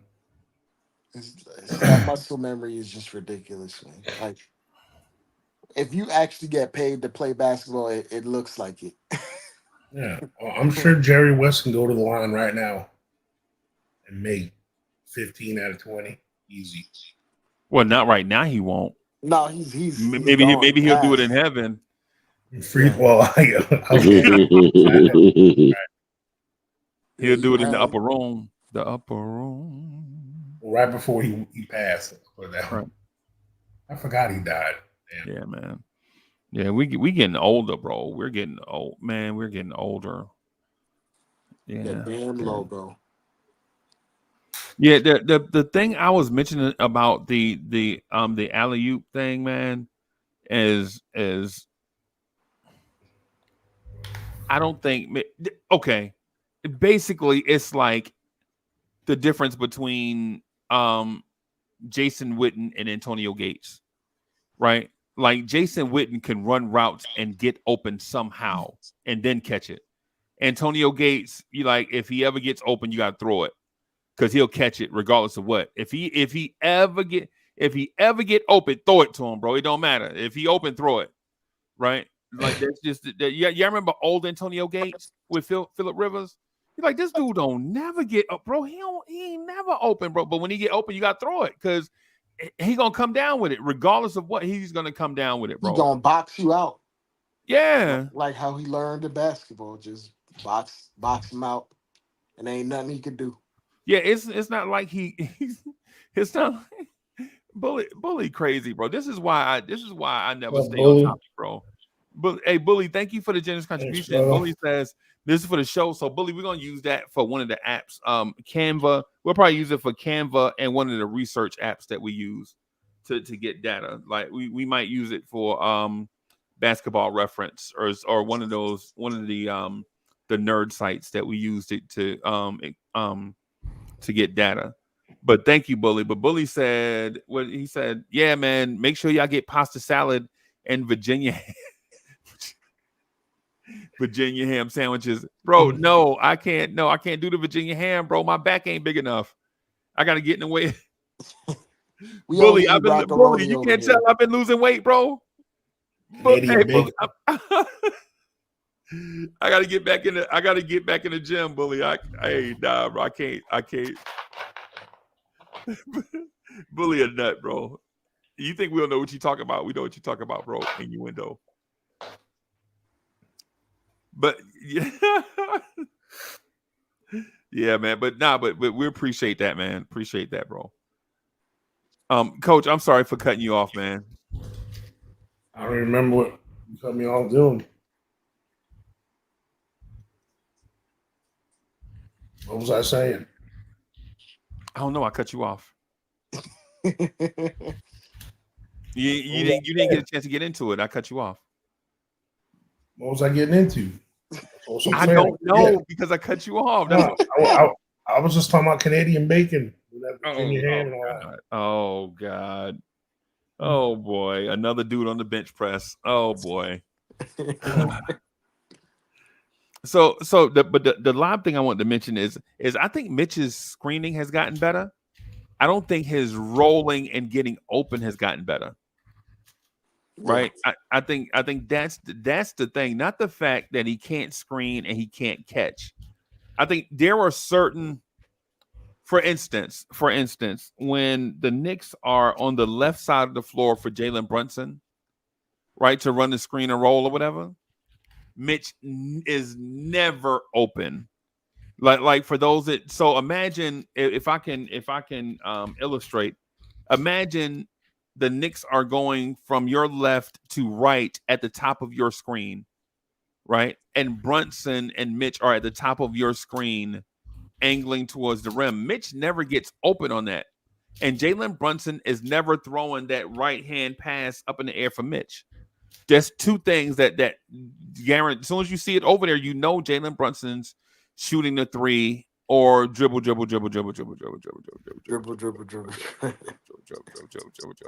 But at the bottom of your screen, going left to right, Brunson dribbling with his dominant hand and Mitchell Robinson opening up with his dominant right side going to the rim.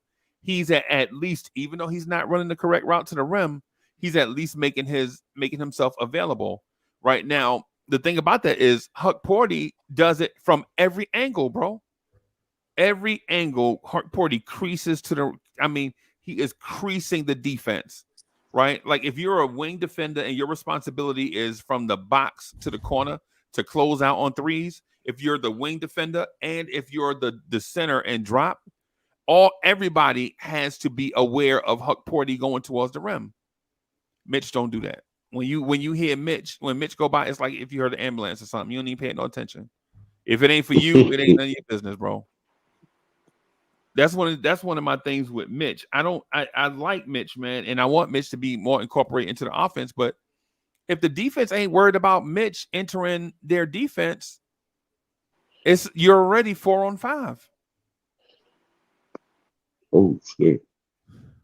It's the Hartenstein used to do it too, but Hartenstein would stop before he clogged up the paint and occupy that area. Coach, what's the area I'm talking about? It's like 8 feet away from the rim. The short roll?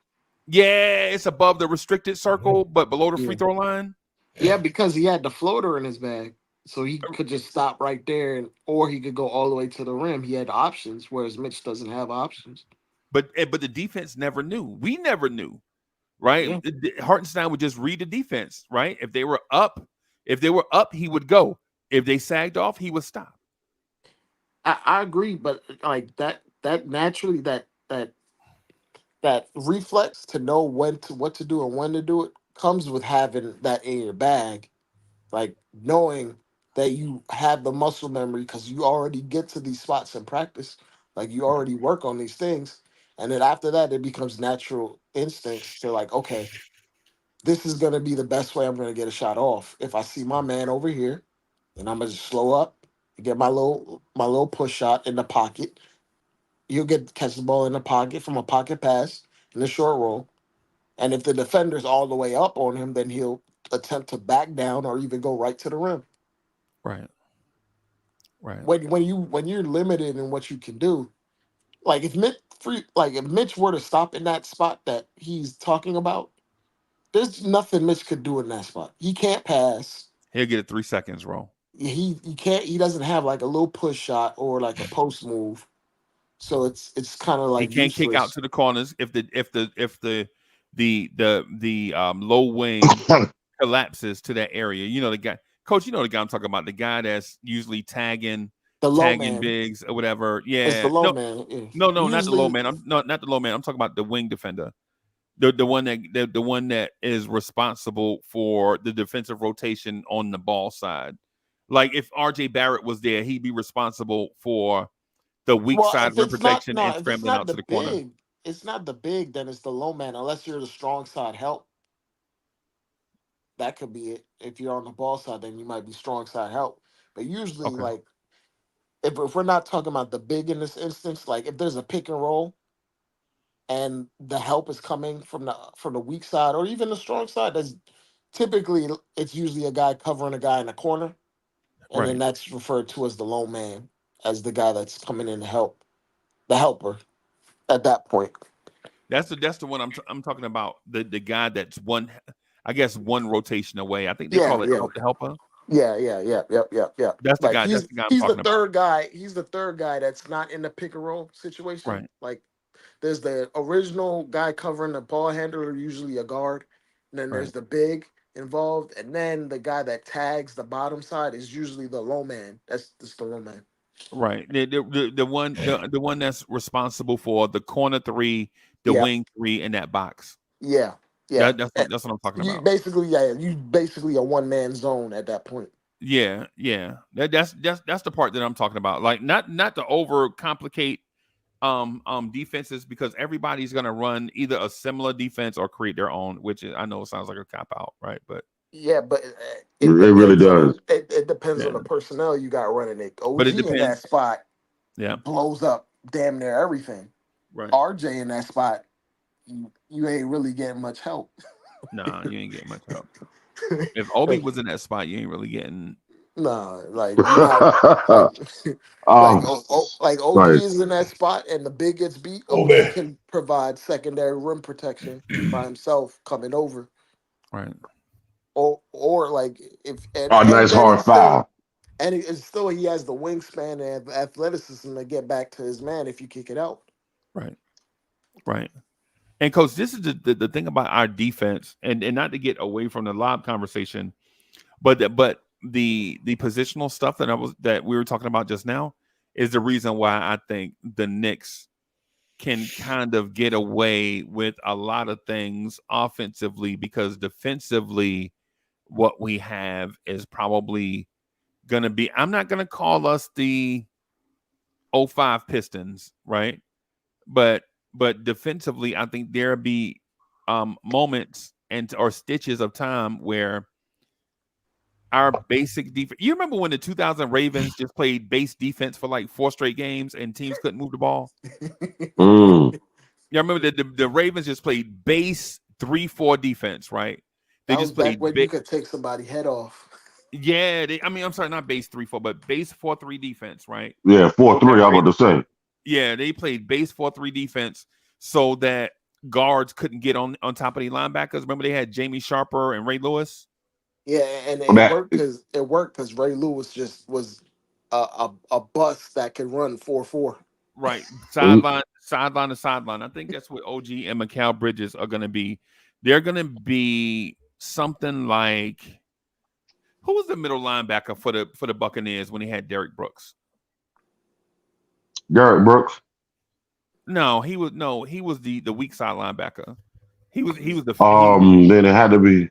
Oh, he had Coach, Shelton Quarles. Shelton Quarles was, I thought, the strong side linebacker. They had a dude in the middle, right? Shelton Quarles was the field linebacker on strong side. No, because they played at Tampa too. Yeah, they played it, but they played it out of a base 4-3. Remember Booger McFarland and Warren Sapp? Yeah. Like Gundy defense. Yeah. Hardy Nickerson was there a little bit with him. Yeah, he was a Mike linebacker for them. God, I can't remember his name. But anyway, the point that I'm getting at is how the speed and agility and strength with the two perimeter guys, and Quarles and Derrick Brooks allowed everybody else to rally because Quarles and Brooks had a defensive back speed and lineman strength, even though they were not big human beings. Like No, they you weren't. won't look at Derrick Brooks and think that he was the biggest linebacker you ever saw. He was no Right? bigger than me. Yeah, he was. Yeah, but he had lineman strength and DB speed, the perfect combination, and he had instincts, and that's what I think we're going to get with OG Anunoby and Mikal Bridges, right? And so, with that said, I think we will be able to take more chances offensively because defensively, I think we're going to stymie teams with what they can and can't get into. The outside guy was Ryan Neese. Was Sheldon. Who was that? Ryan Neese. NCE? NECE? Yeah, you gonna tell me about my team? No, I'm asking. That was a question. I know. And when I told you it was Sheldon Quarles, like, no, wouldn't he be outside guy? I said, Okay. I was wrong. I was wrong. I think those two guys are gonna allow Randall to actually play like he's 6'9" and long on defense. Yeah. mm-hmm. Yeah. Because he's gonna be able to be in more positions. And I like the thing that kind of gets Randall out of position in defense, especially like off the ball. Sometimes if he has to do multiple things defensively, Right. he usually just picks one thing and then just yeah. just like if you ask Randall to be the big in the pick and roll action, he just gonna sit there and drop. Yeah. Because he can't afford to be aggressive because ain't no one else there. Yeah. To pick up his slack. Like we had RJ and like we were running small ball lineups with Deuce, well not Deuce, but Grimes at the 3 and RJ at the 4. Yeah. That those lineups won't even exist now. Randall's gonna be out there switching. Like it ain't nobody business. Yeah, and the other thing too, I want to mention to Dre's point. I think over the past couple of years, Randall just didn't do some of that big man stuff because we didn't have a reliable secondary scorer. Now we had secondary scorers. We probably had about 50 of them, but were they reliable? Can you depend on them from one night to the next? You talking about Alec Burks? I'm talking about RJ Barrett. Man, oh, you talking about Emmanuel Quickly? Emmanuel Quickly. You talking about Reggie Bullock? Reggie Bullock. Derrick Rose. Yo, yeah. You got a long list. Brother, I could say Evan Fournier. Evan, you talking about Evan Fournier? Oh, Evan who? Bro, yeah, that's Walker. Yeah. Oh God. God, Jesus. Come on, man. I saw the game, bro. Did y'all remember the game? It was a Friday night. We were in Charlotte, right? And I say we were in Charlotte because I was actually in Charlotte at this game. And it was the Kemba Walker homecoming game, right? He had like 20-something in that game, right? Yeah, but he gave up by 40. He didn't even try on defense, bro. I don't know if his knee would allow him to try. Bro, he is so Dre, I'm gonna say this, bro, and you probably gonna think I'm a Kemba Walker hater. Coach, I'm not I am a Kemba Walker hater. Let me just put that for the record. Yeah, don't lie. For the record, I am a Kemba Walker hater, right? But for the Bronx, though. Kemba, I know. If it wasn't for the Bronx. Yeah, he probably family. We probably because I got I'm related to them Walkers, bro. Who signed Kemba Walker again? Who? Oh. Who signed him? Yeah. Bad Boy. Was Steven Death Row Records. Was Steven at that time? Who was the front office guy that signed Kemba Walker? Leon Rose. Was it Leon? It was Leon Rose. Yeah. Leon Rose. It was Leon Rose. It destroyed the season. Remember they did the whole Alicia Keys because New York and Kemba coming home and all that stuff, and the Knicks stumbled out the gate and the season was over before we Leon Rose know his knee was like that? Yeah, bro. I mean, we paid him $8 million, not 40, so we had to know. Yeah. We had to know his knees were being sold on Temu. I mean, my thing is you can't hate on Kemba for that. Bro, He Kemba tried. Walker is the worst defender I've ever seen live in any sport. That Any Olay sport, bro. defense. Bro, Well, his defense is worse than Reggie Jackson and right field defense, bro. oh my God. Wow. Yeah. Wow. His defense is Yo, worse you than just that, yo, come on, man. You could have said anybody in the world, but you just had to.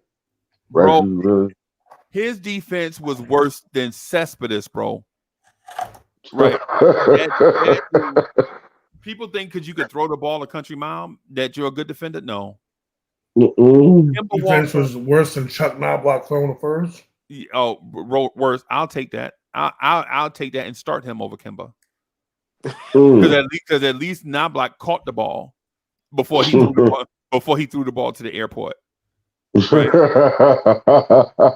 Coach, no lie, bro. I saw LaMelo. I saw LaMelo ISO on Kemba and on Fournier, right? The one on Fournier, you knew he was going to cook Fournier, right? Fournier didn't have an emotional thing that night, right? It's not like it wasn't Evan Fournier's homecoming. It was Kemba Walker homecoming, right? LaMelo ISO Kemba on the wing, bro. And he twitched right and went left, and LaMelo went to the rim and threw a lob to Miles Bridges, right? Hit him with the cha-cha. Kemba never even saw the play happen. Think about all the stuff I said. He twitched right, went left, drove towards the paint, threw the lob to Miles Bridges. Miles Bridges caught it, and he tried to destroy all humans, right? Kemba Walker never even turned around to watch the action behind him, bro. He never even saw it. When I saw that, bro, I was like, bro, when we saw that, we was like, you know what? This man ain't gonna make it, bro. Mm. He ain't gonna make it. When your knee's that bad, where you can't, it take you 4 seconds to turn around. Nah, bro, you washed up, bro. That man knees was on. His knees were tired. His knees were. There was a reason why the Celtics got rid of his ass so fast. Quickly, bro. His knees were tired before you did. Oh God! But you know it was funny. Anytime he missed time and came back, he was lighting it up. Yeah.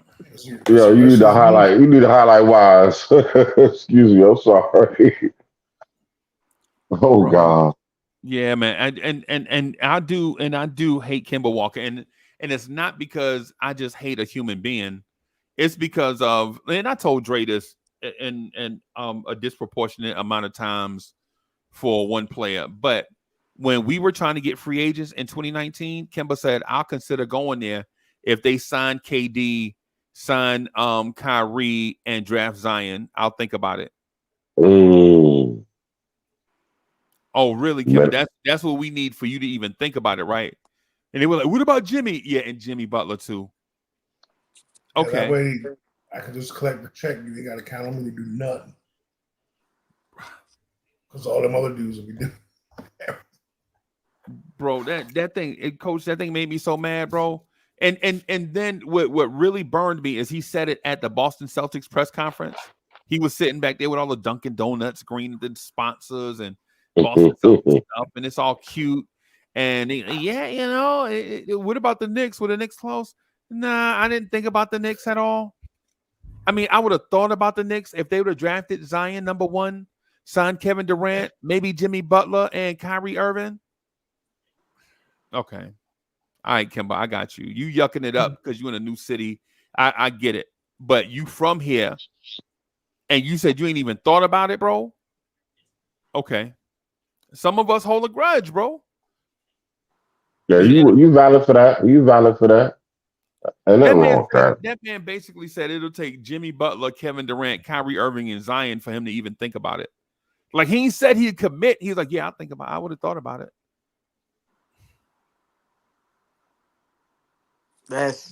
And then he played in our face, and then he come get here to get a little bag after OKC. No, it's the complete. You gotta think it's to complete his bag. Yeah, he just got bought out. Yeah, so $8 million that we threw him. It was what he gave up. He had to come get it back. Yeah, He had to exactly. recoup with us. Yeah, exactly. Yeah, Exactly. I know I'm petty, but there are fan bases out there that still dislike Keyshawn Johnson to this day. I know I live in a fan base that hates Keyshawn. I live in the Carolinas, right? The Carolinas, they hate Keyshawn Johnson to this day, bro. Like legit, Keyshawn Johnson don't even come around, bro. Like Keyshawn The Bucks Johnson, don't bro. like him either. The The Bucks oh fans don't like him either. yeah. Throw me the What an damn idiot. ball. What an idiot. Oh my god, bro. Yeah, I was throwing that lob to Dre because I remember how he left the Jets, but I forgot. Yeah. I ain't bite, but I was throwing the Nah, lob to Dre, and then Coach caught it from out of nowhere. I was gonna mention like Tampa too, but I've Yeah, never seen a guy it's with like like that ego. it's like But he was never. Keyshawn. Yeah. We don't need you, bro. We got Joe Jerry Vicious and Keenan Cardell. Out of Penn State. I remember him and Bobby Ingram played at Penn State together. That's what we did. Yeah. And we beat the brakes off everybody in the playoffs. Yeah. If you let Keyshawn tell it, he was a top 5 wide receiver his whole career. sure. I mean, he had a good season with us. Yeah. Yeah. He had a Hold on good a season second. starting off with the Jets, but he wasn't no top 5. Oh, Lord have mercy. He's the typical. I'm so grateful y'all got that John McQueen, and he didn't come over in my building. He had all the talent in the world, but he had some. I mean, he ain't have all the talent. He was a good receiver, but it ain't like he was taking dudes the Ready? 60-yard bombs. Yo, I gotta ride, y'all. All right, cool. I gotta shoot my brother to the airport. Y'all. Okay. Peace, brother. Yeah, man. Yeah, man. So, but the thing with Kemba, man, just real quick, man. I know I really dislike Kemba for that, but we were in Charlotte on a Friday night, robbed the Knicks. I hand to the man. Jay Boogie was sitting, I think, 3 rows ahead of us, right behind Allen Houston, right, whispering in Allen Houston ear. I see Allen Houston, right, and I just scream H2O, and Allen Houston turned around and was like, "Hey, Knicks fans." Jay Boogie down there parlaying, talking to Allen Houston and Scott Perry, right? We watched Kemba, bro. Dre, you know what game it is? Dre, you remember the game I told you that Obi Toppin cussed out Thibodeau and Julius Randle had to go get him and walk him to the bench? It was that game. Yeah. Bro, Kemba, yeah. But anyways, moving on from Kemba. He ain't here and we don't want him. So anyway. Yeah. So Coach, what about, is there another aspect of the offense you think we should theoretically improve on, something we should look to do better than we did in previous years under Tibbs? Be there and healthy. I mean, taking health for granted. Like if everybody healthy. I would like us to be a little more pass oriented, like team first. But our limitations with our personnel kind of dictated that sometimes. Because, like I said, I think that Jalen Brunson this year is going to have a big uptick in his assist totals. Because I think he's going to actually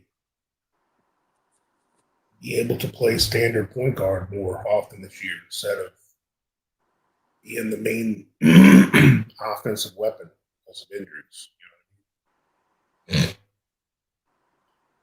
So that's the part of that I want to see with the offense. I want to see Jalen Brunson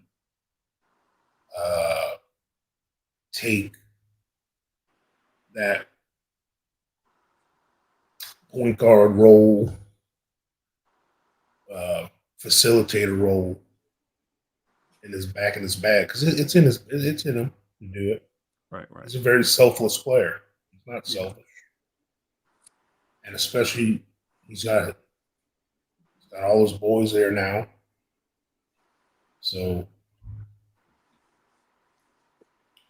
He needs. I think. Yeah. How many assists did he average last year? Like 6. 6 and some like high 6s. Oh, 6.8. Yeah. Like 6.8. Yeah. I mean, he needs to get that to like 8. Yeah, that's what I was saying. 8. But I think with certain, I would like to see during that run. Is one of y'all can look it up? I guess I can look it up. During that run when Randall and OG were there and everything, what was he averaging? Oh wow, I'd have to go look that up. Matter of fact, I'll check. Yeah, it was close to 10. Talking about the January Knicks. Mm-hmm. Yeah, I can check that out. The January Knicks stats. JB game log. Yeah, for February he averaged 7.4 assists. Not close to 10, but What about January? I'm sorry, January. I'm sorry. January was 7.7. Okay.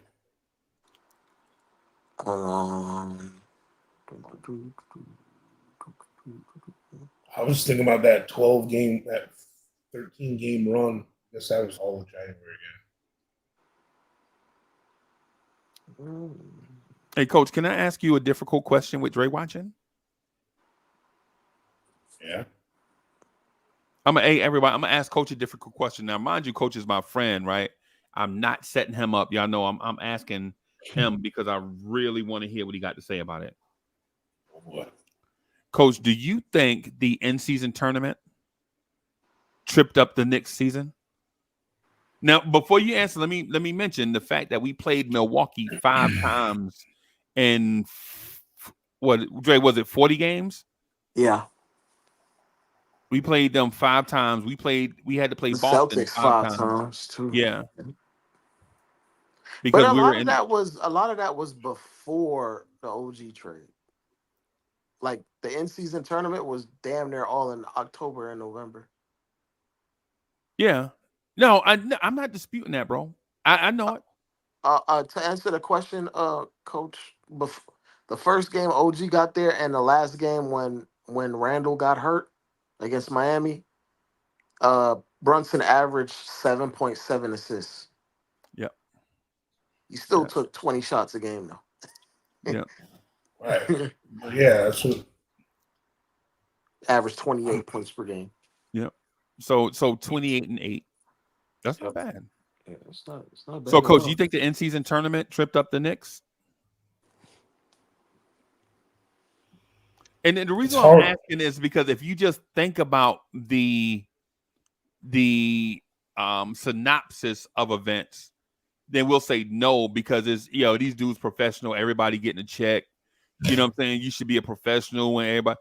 But then when you think about those Tuesdays and Fridays, those TV games, the Knicks are out here playing the Bucks and the Celtics and all these teams like in 1 week back to back. Like every NBA game is not built the same. So, and they were national TV games too, all of them. The only reason why I didn't think it affected because who was in the game and in the rotation heavily in that. It was like a different team than we ended up with. Okay. You know what I'm saying? That's starting all of those games at the time because it was early in the season. It was like Grimes starting those games. That's a question you should ask the Lakers fan. It affected them. I was asking. Because they won it, right? Yeah, they won it. Yeah, they won it. Yeah. You can ask a Indiana fan because I think that Indiana's run in the in-season tournament galvanized them. I think they felt like it turned them into believers because remember going into the season they were remember they had been in the lottery like 3 straight years, and then they make it to the in-season championship game and they start believing in themselves. That man Tyrese Halliburton was shooting damn near 50% from 3 at the start of the year.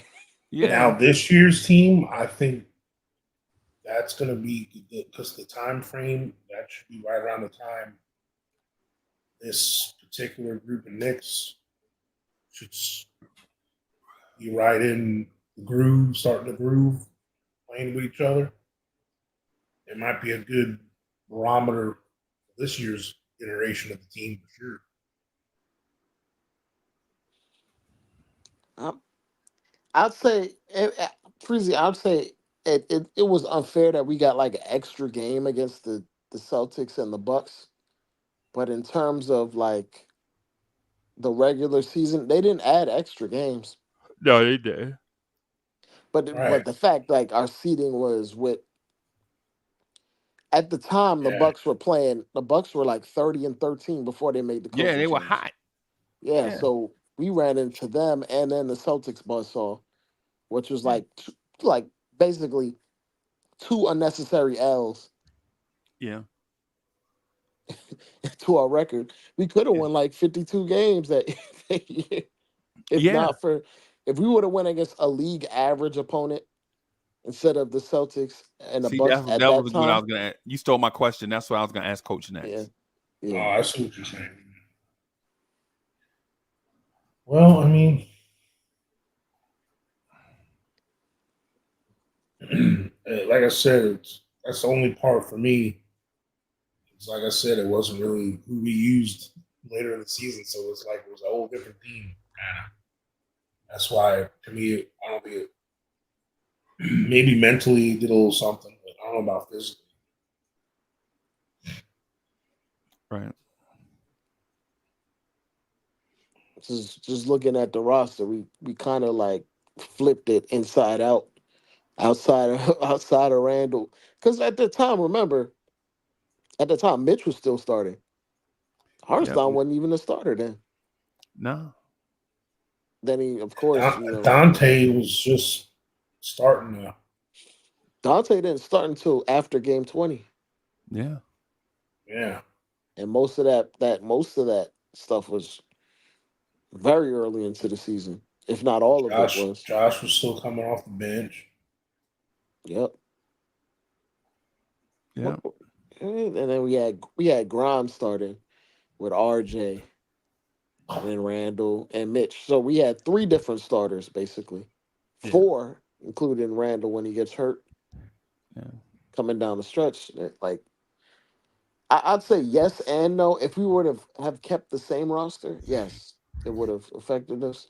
But when Okay. you have like so many injuries that happen after and like the rotation getting changed up via trade, maybe the players that we did get got affected by the playing on other and the other stops that they were at Right. because they were part of the playing too. OG on the Raptors was part of the playing, Right. so I think it kind of brings a new level of intensity for early season games that normally isn't there. Right. Because I think the early I think we had Charlotte in our bracket. Did we have Charlotte in our bracket? Yep. So we had let me go back. So Charlotte, Charlotte, the Heat, Washington. So Charlotte, Washington, Heat. Boston, Milwaukee, I think. So let me double I think check. we had the Heat too.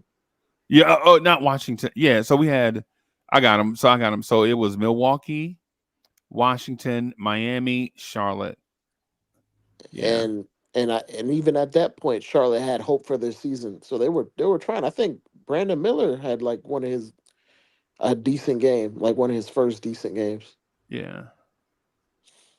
So I think the plan kind of brings like a new level of vigor to start. Like they're actually quote unquote playing for something. And then I mean, of course, getting your teammates paid matters. Yeah. Yeah. Man, Mark Williams in that game, Dre, that you mentioned, Mark Williams had 12 points and 12 rebounds in 25 minutes. Oh my God, that man, he gonna be a machine, Freezy. Bro, I'm telling you, bro, you telling me? Bro, I'm just scared for when LaMelo starts throwing that man lobs. bro, is yeah. Yeah. Oh my goodness, bro. That's crazy. Was it be throwing them lobs in the hospital? Both of them? Hopefully, no. Hopefully, Hopefully not. But yeah, like LaMelo has like a bad ankle every year. every year. Yep. So he only weighs 160 pounds. Yep. Yeah. Yeah. You could get away with being light as a feather as a guard when you're 6'6", 6'7", That's like what happens. Halliburton. He was the youngest. Leangelo Alonso stole all his food or something. Yeah. They're both It's thick, definitely thicker balls. LiAngelo. LiAngelo for sure. You know, LiAngelo named his son Lovangelo. I don't know if Yeah, I saw that. That was weird. That was strange, but that's a whatever. terrible name. I'm sorry. At least he didn't name all his kids George. Yeah, Fred. like George Foreman. George Foreman got like 4 or 5 Georges and a Georgetta. Yeah. Yeah. Yeah, man. I think one of my concerns, or not even a concern, one of the questions I like to have answered is the type of offense we're gonna run. And I mean like legit type of offense, not a base, like not a base level thing, right? Like with 3 jumbo wings and a center, are we legit gonna run a inordinate amount of the 2-3 motion pick and roll out of that, right? And I know what people are gonna say, man, you never see the 2-3 motion. Generally, because a lot of teams have stretch or guys fives that can stretch, so they get into that 1-4 set because some of these guys centers in the league now can hit these 8-footers. Yep. Right. And these 8-footers, 10-footers, 12-footers. If you leave them open, Mitch ain't gonna do that. Mitch ain't gonna do that. So we're not gonna have a third screener in a motion offense, bro. We're gonna have jumbo wings that with everybody that can dribble, pass, and shoot. Right. And I know and people are asking, like, well, what's the 1 and the 1-4? The 1 is the center, you're big, right?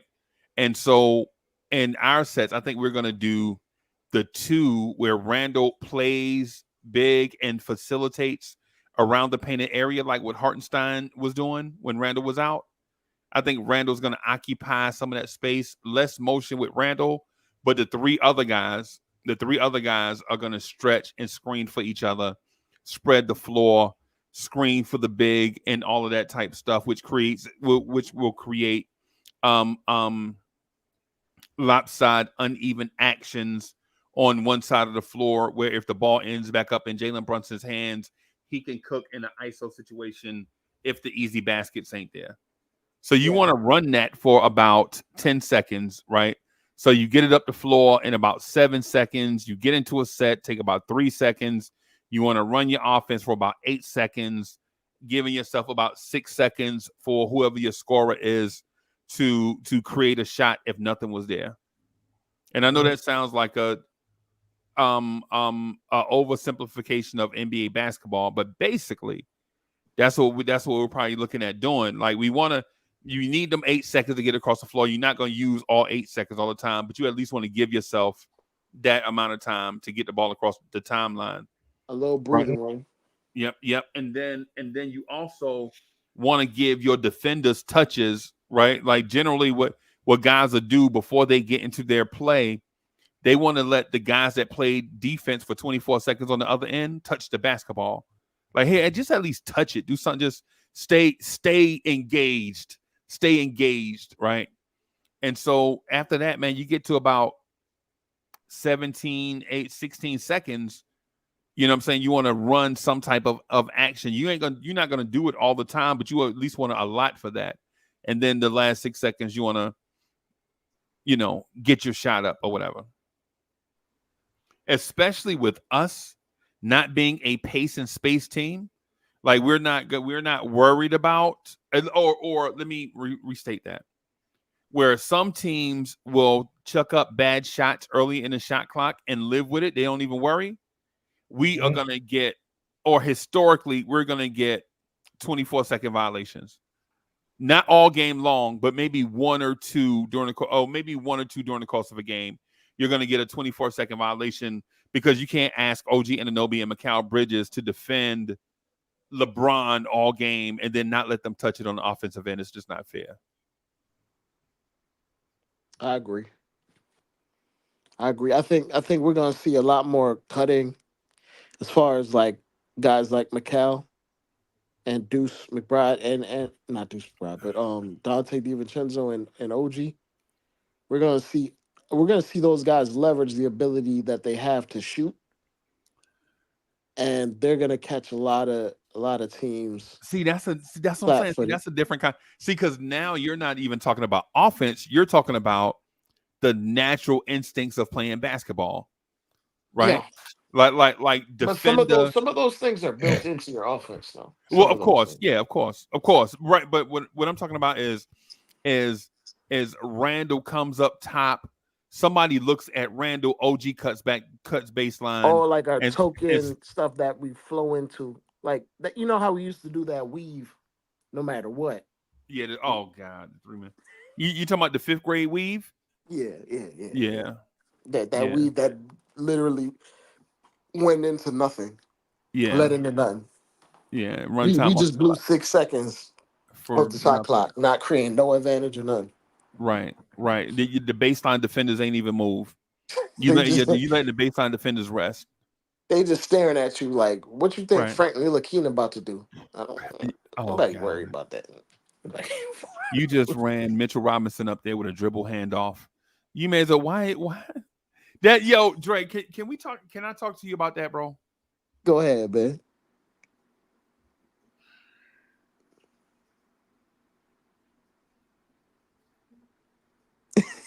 Why do we run the dribble handoff when the dribble handoff guy is never a threat?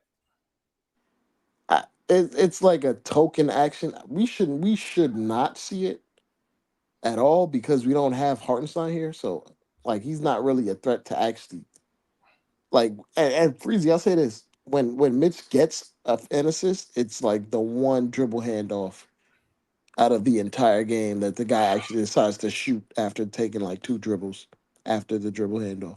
Yeah. Oh, yeah. The continuance of the play, like the dude. Like he ain't dishing someone into a layup. Dime somebody up through traffic. Nah. No. He getting them 3 dribbles and a Euro step assist. Yeah.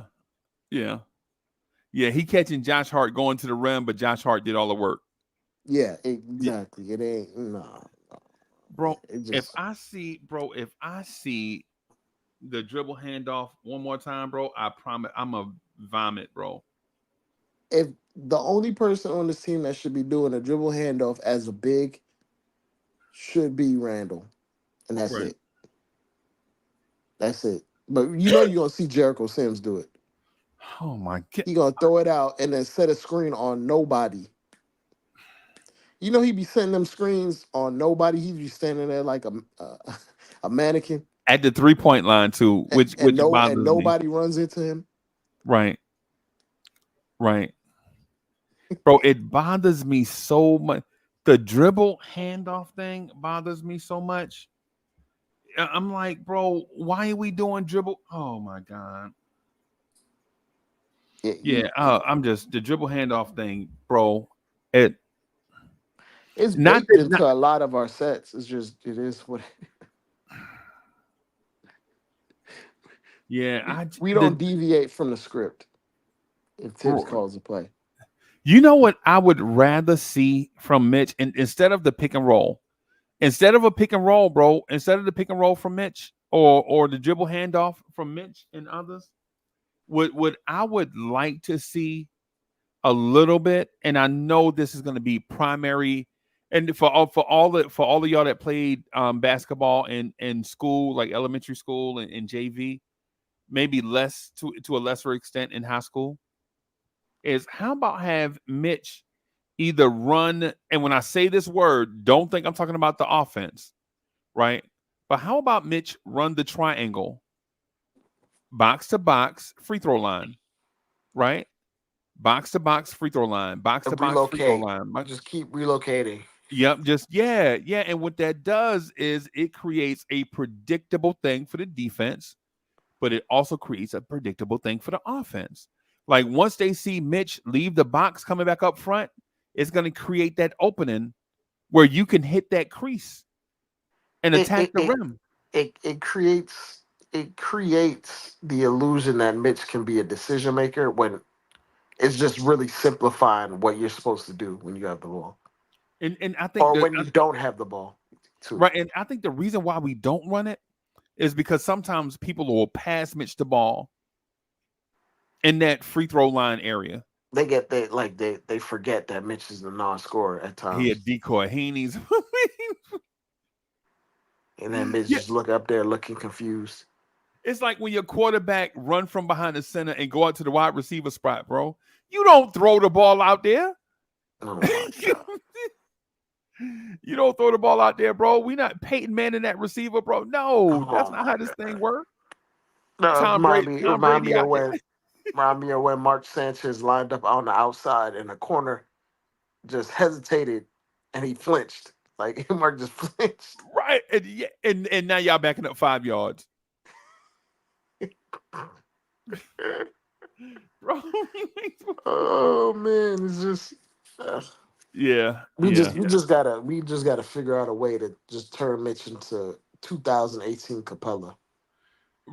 Right. And so and the thing with Mitch is I'm not saying that Mitch is a bad offensive player. Well, you know He is what? a limited offensive player. He's a limited offensive player. Thank you for that correction too, because I said it the wrong way, and then when I heard it out loud, I wanted to kind of retract it. But if you just have Mitch run the triangle, not the triangle offense, everybody, not the triple post offense, just Mitch running box to box, free throw Elbow, line.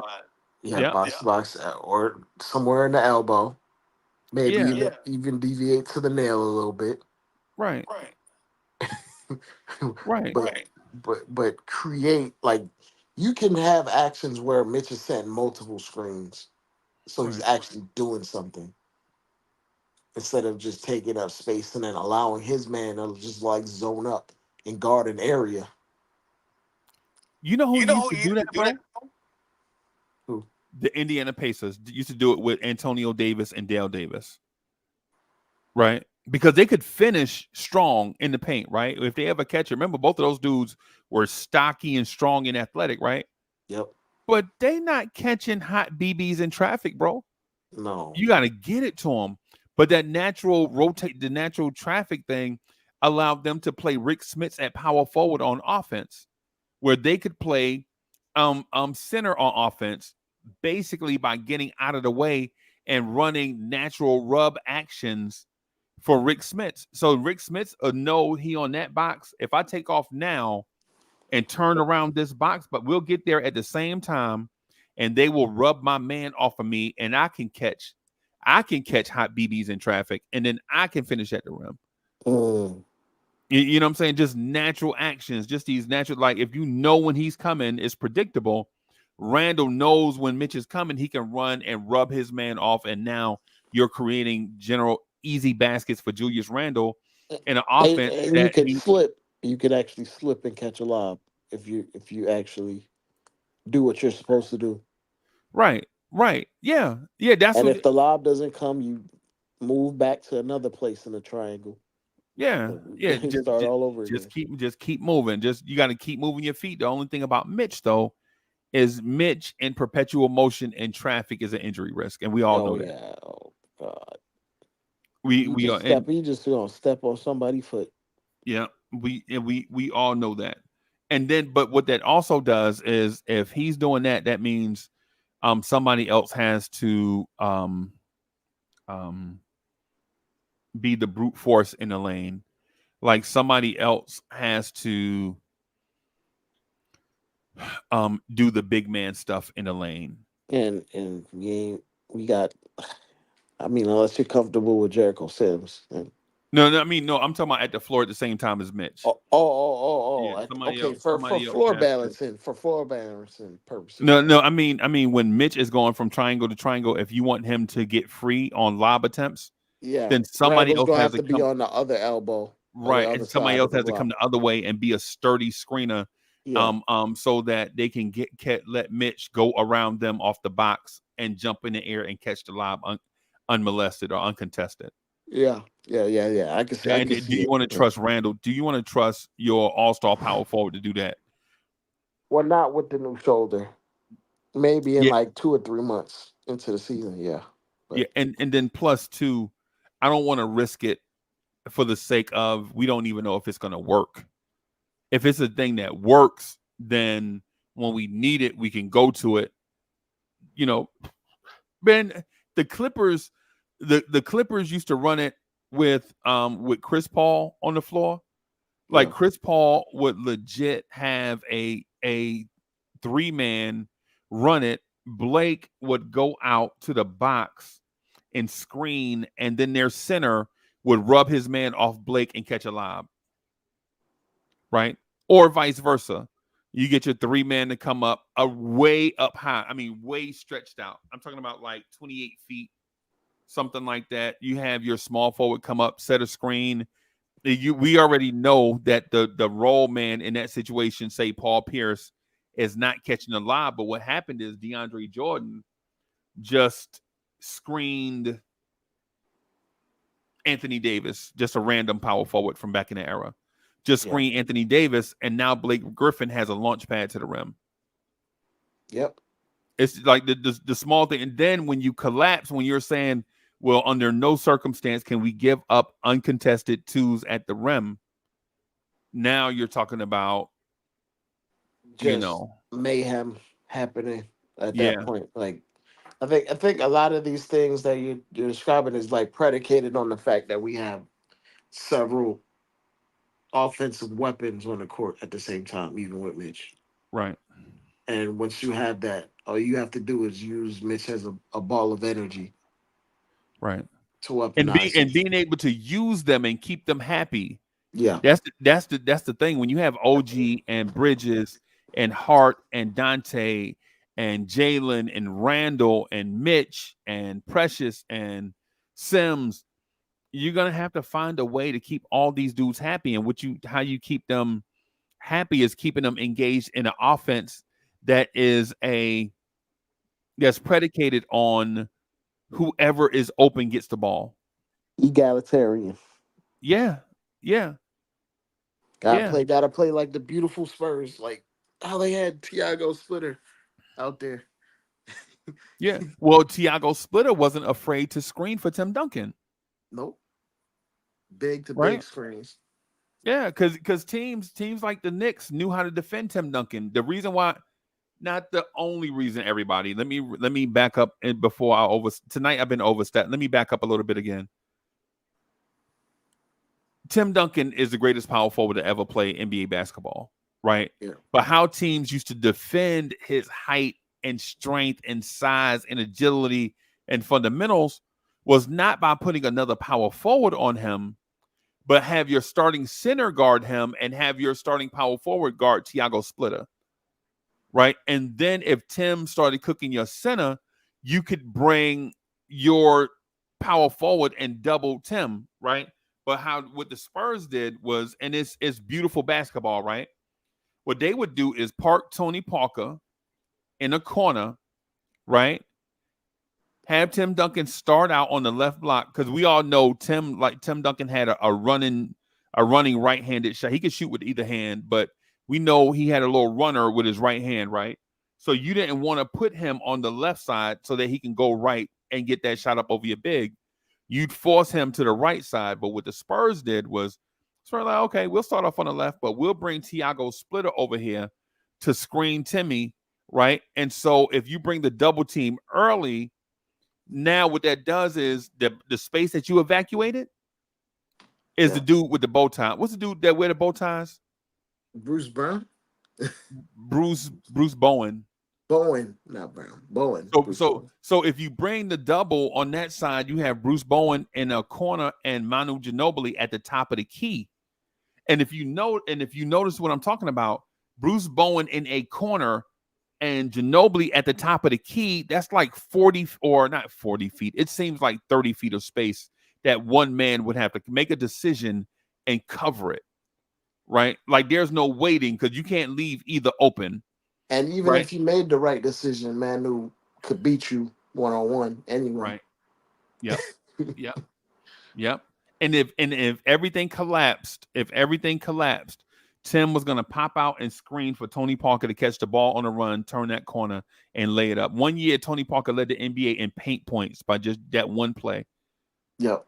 That one play, that man led the NBA in points in the paint because you had to guard Ginobili at the top of the key, Duncan on the opposite block, and Bruce Bowen, I think, shot like 46% from three. In a weak side corner by himself. And with no threat to dribble. Like you knew he wasn't gonna dribble, right? But they had dudes that can hit that man in his shooting pocket. Or if it wasn't him, it was Danny Green. Yeah, or Danny Green. Yep, or Danny Green. And before that, they had a Robert Horry types. They had Robert Horry types like Steven Jackson, Robert Horry, Steve Smith, not Penny Hardaway, Tracy McGrady, I think, played for them. Yep. Steve Kerr types. That if you just left him, Patty Mills would just be in the corner. Yeah, yep. And so everybody, like what I'm saying is it sounds like alphabet soup, or it sounds like the instructions to put together a wall cabinet, but it's not. It's simple. It'll be simple when you see it, right? Like when the Knicks do it. I think that's where the Knicks are headed. I don't think they're going out to get a center because of this reason. I think they're going to scheme their way to an efficient offense. Yeah, that's what I believe, right? Like instead of, and this is what I was trying to get to with Fritz Alcindor the other night is team improvement is not always like personnel improvements. chemistry. You can scheme things into play, bro. Like if we can get OG Anunoby to screen for Julius Randle, we give him Randle momentum going to the rim. It opens up. OG Anunoby might average 6 assists a game just off of 2 people going with the All-Star, and OG Anunoby is left all alone at that pinch post to knock down 12-footers or hit open shooters. Those kind of unlocking like stuff before Mitch got hurt. You remember we was doing big to big screen and roll where Randall was the decision maker. And that mitigated like teams' bigs not guarding Mitch. Right. Or trying to overhelp. But now, if we run that action right now, we have 3 40% catch and shoot players around Randall. Yep. Damn near at any given time. You know, we also have, because I heard you make that point before, and that was a great point. And we don't need to put sauce on a steak, but you know what you also have in that situation? You have 4 dudes on the floor that are good finishers at the rim. Yep. So because what happens is in theory, you want your 3-point shooters to be on one half of the floor, right? That way, in a closeout, you can skip past to the next person. Yeah. Or whatever. You don't want to ever have to be on one side of the floor, have to make the long pass over the top of the defense to another guy. But all of them can attack closeouts as well. But all of it, that's what I was gonna say. All of them can attack closeouts. So it's like the umbrella type offense where you have a corner guy, a wing guy at the top of the key, a guy in the pinch post, and a guy in the deep corner. I think we're gonna have. I was gonna say we're gonna have teams in scramble mode often. Yeah, often. And you already know what happens when you get big men moving their feet. They get in foul trouble. Fouls happen. Fouls happen. Yep. When you get big men moving their feet in space, fouls happen, right? So when you look at it that way, like what you mentioned, like can shoot the 3 and can attack closeouts, right? I think Mikal Bridges is going to be a key for the stretch of a season. I could see him going on a stretch where he averaged 23, 24 points a game. Yeah. But we already know who butters the bread in Knicks offense, bro. Who gets it going? And it's Randall. Yeah. Yeah. Who stirs the drink, so to speak. Yep. Yeah. So we already know who's going to butter the bread offensively for us. And I think as Knicks fans, we're okay with Randall and Brunson being our leaders on offense. I think what we're not okay at is our center being a zero impact on offense. I think Freezy, I was gonna say Tibbs has shown the willingness to go with small ball lineups when Right. OG was here. With Randall, it's just Randall got hurt before we could further delve into it and be more comfortable with it. But trying to do small ball lineups without real NBA wings is it's foolishness. Is difficult, bro. Like, yeah. Is difficult. And when I say net zero from the center, I don't mean that they don't get offensive rebounds and they don't keep possessions alive. What I'm talking about is the offensive part of it. Like do they have a little gravity? Threat. Yeah, like the actual threat of offense. Like you can't just be ignored on offense and just allow your man in free roam.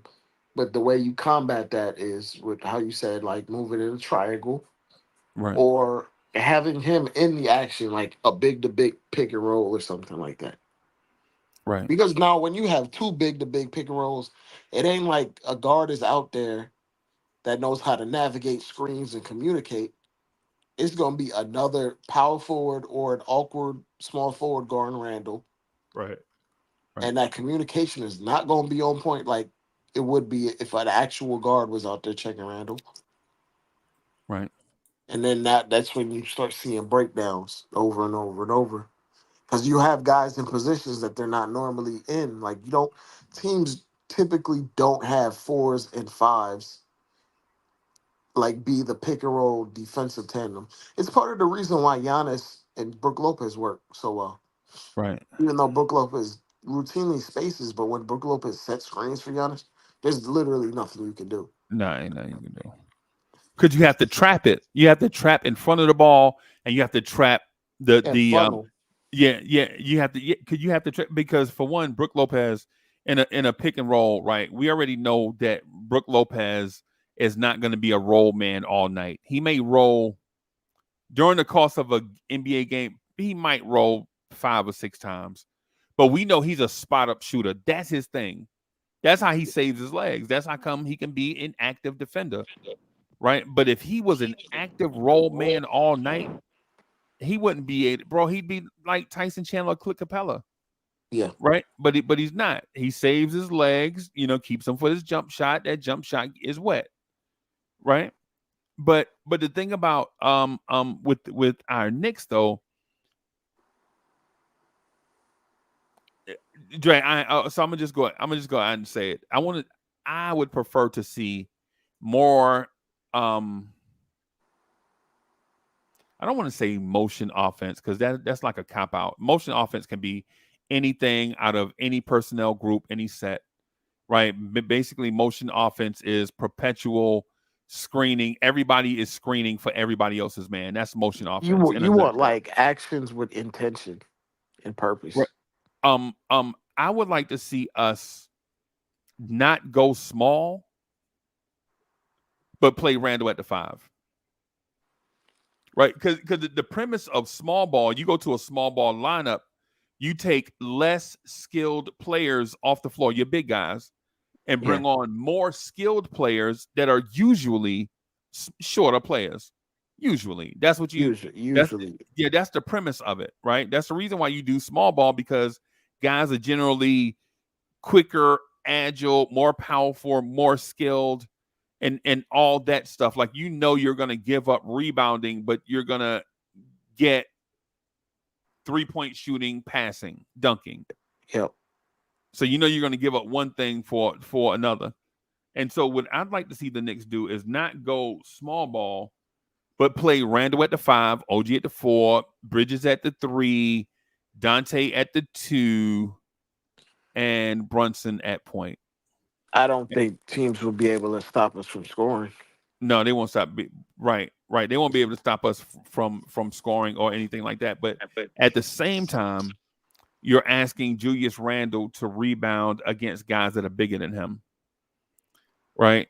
Because and then you're asking OG Anunoby to be a weak side rim protector, and then you're asking Mikal Bridges to be able to cover one half of the basketball court when the front side of the defense is engaged. And so, and with that said, you're probably going to put Dante DiVincenzo. Dante is going to be the primary on-ball defender in that situation, and Jalen Brunson is going to take the worst offensive player, guard that guy. Sounds like a lot of deflections, if you ask me, though. Yeah. But what it does is it sounds like it to me. It sounds like getting Dante. I mean, I'm sorry, not Dante, but it sounds like getting OG Anunoby and Randall in foul trouble. The three things I really don't like about small ball is guys playing positions that they're not traditionally. I'll say this though, it'll probably be more used in like a closing lineup to avoid those pitfalls in terms of foul trouble, because like we won't be seeing that for like 15-minute stretches or anything like that. Nah, or 15 minutes total, not even stretches. 15 minutes total in a game. But in a pinch, in a bind, 6-7 minutes close out a game. So that's one of the things I wanted to ask y'all about too, because I think when y'all talk about it, I think y'all assume, and this is no disrespect, but I think y'all assume that everybody is on that intellectual level of thinking through processes at the end of a game. Yeah, and everybody ain't. Everybody not. Some of us are just fans. Yeah. Right. So when you say, it's like when you talk about end of game lineups, you're assuming maybe under a minute, Knicks down by 4. They need to generate offense. Maybe somebody's shot wasn't going, so maybe you sat Dante and brought in Josh Hart or something like that, or maybe Brunson is cooking and you just need guys to keep the defense off Brunson. Like maybe Brunson's got 40 and the end of game strategy for the other team is to trap Brunson as soon as he get it. So you go small to keep the defense honest so that Brunson can kill whoever their best defender is, because you know that's going to be the matchup. Yeah. Like when I speak like late game situation for a small ball unit, I guess like for the less initiated, I'd say just think of the Golden State death lineup. Right. Where you have multiple guys that can pass, dribble, shoot. Right. And you have unselfish players and willing players and guys that will attack the rim or even shoot mid-range shots, or even a combination of several catch and shoot type shooters. Right. Yeah. And a conduit. They always have a conduit in that lineup. Like they always have a guy that's not focused on shooting, but threatens the defense in a way where a defender has to be double-minded. Do I go to him at the free throw line or do I zoom out to the 3-point line for Clay? And if you don't pay attention, and Draymond is that player in that scenario, and if you don't put any pressure on him, he's going to initiate pressure. And he's gonna make you make a decision. Like he did Tristan Thompson in the finals, where Tristan Thompson wanted to sag towards the rim and make Draymond shoot, and Draymond kept dribbling towards Tristan Thompson until he committed. Yep. And then as soon as he committed, there's a lob going over the back. Going over his, yep.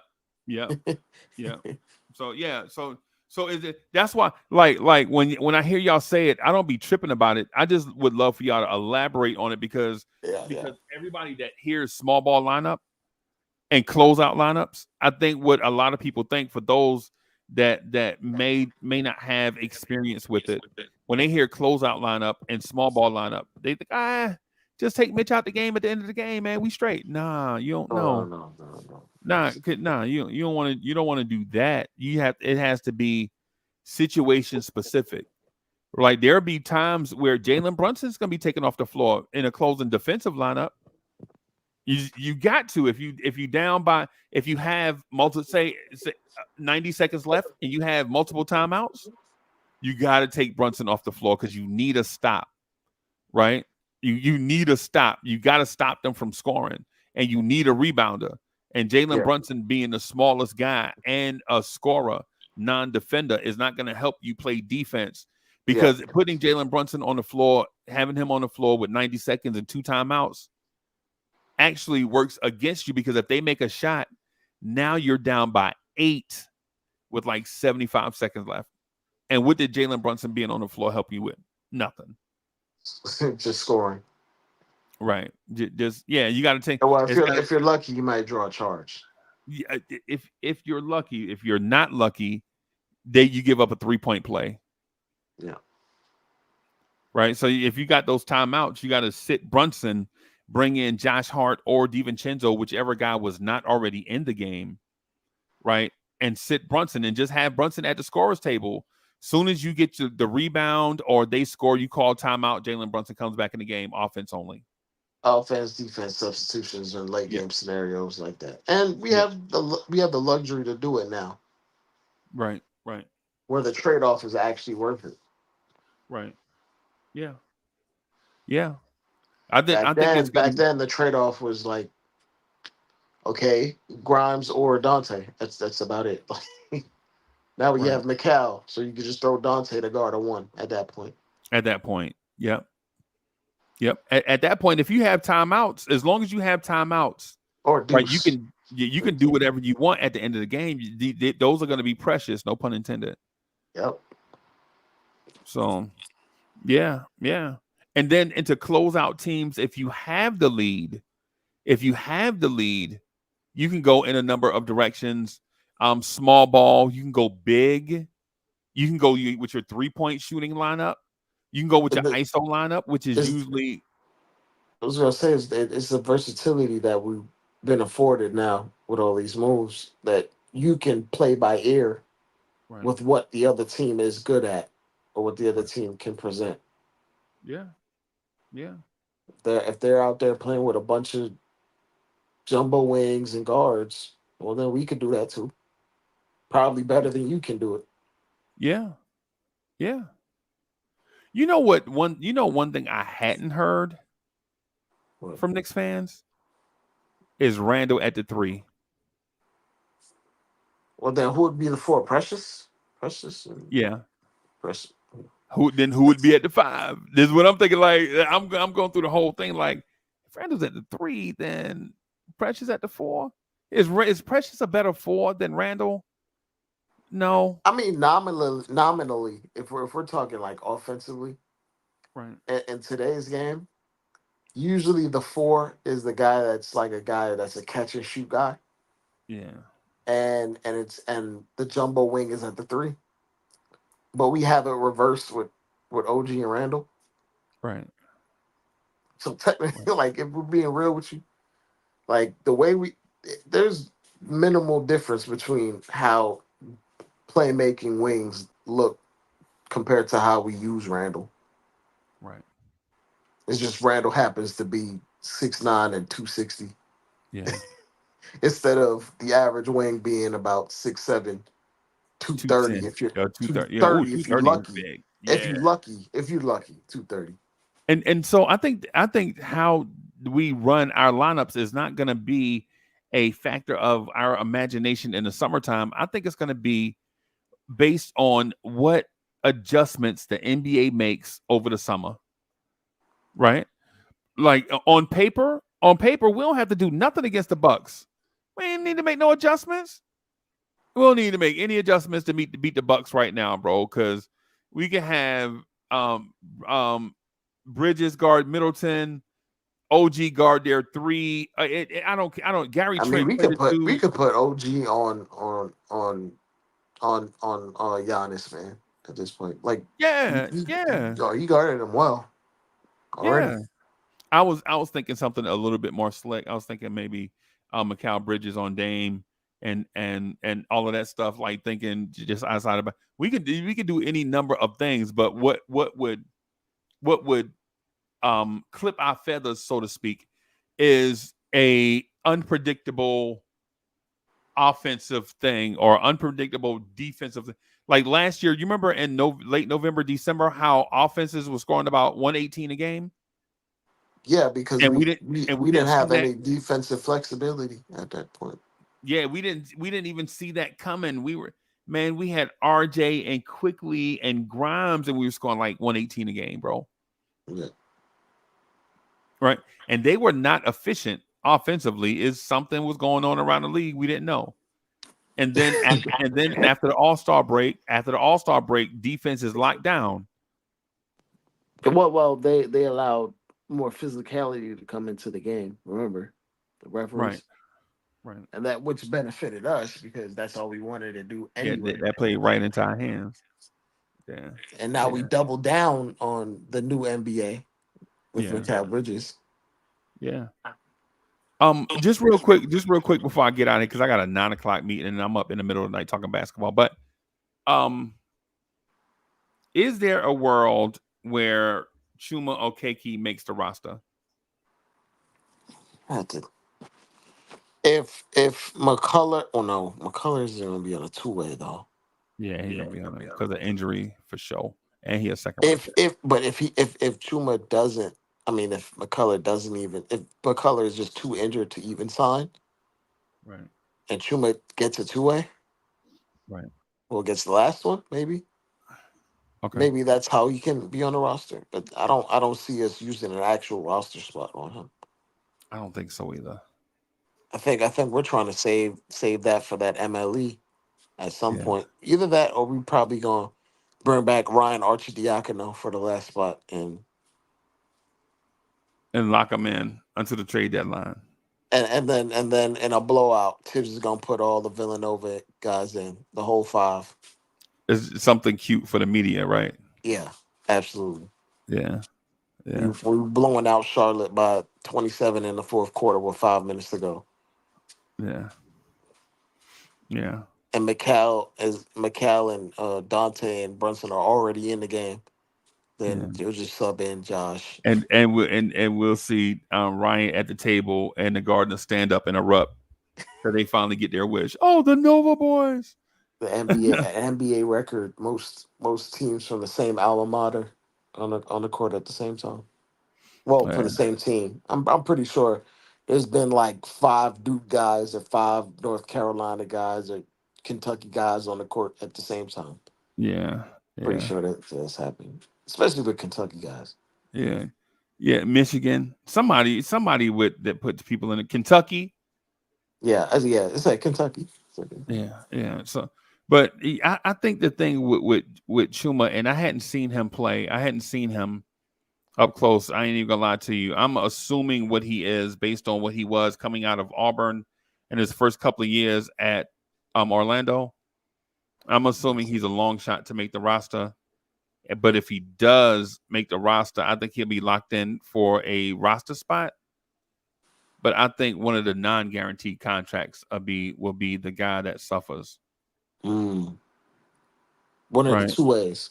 No, I'm talking about one of the non-guarantees. Oh no, okay. Yeah. For instance, if Skapentsev or if the Knicks find so for example, if Atlanta buys out Clint Capella, right? If they buy out Clint Capella, right? Say they buy him out for 70% of whatever he makes. Say they buy him out for $14 million. I can see the Knicks bringing in Clint Capella and then not needing to save another roster spot. They can just sign Chuma and then go in with that. Well, they could sign him, but then that would be this roster spot right there because we're at 14 right now. No, I thought they were at 14 right now. Yeah, we are 14 right now. If you were to just sign a guy like a Capella that you just said, that would just be 15. That'd be 14, right? That'll be but 15. We're at 14 right this second. yeah, yeah. But remember, I mentioned mentioned previous to this though that whoever they'll just waive a non-guaranteed guy. Oh, like a Ryan. Yeah, like a Ryan, maybe Jericho Sims. Oh, well, I think his deal becomes fully guaranteed by like training camp or something like that. So he won't be non-guaranteed. So yeah. No, he won't.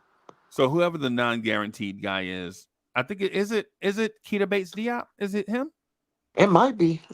I don't know. I'd have to check. Yeah. But But we anyway, wait for this spot. Yeah.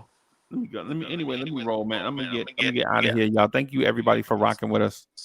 Talking deep into the night about X's and O's. I know that boy y'all half to death. Can't be like, yo, man, you be up here talking about basketball, man. Anybody came here to talk about basketball? What's better than basketball? Yeah, I doubt. Oh, food, but yeah. Yeah, I mean, yeah. So, but hey, thank you for coming to rock with me, Dre. Thank you, problem. Corey Lee. Thank you, Coach, for coming through and rocking with us. Man, appreciate y'all, man. We're gonna get out of here. Peace, everybody. Peace.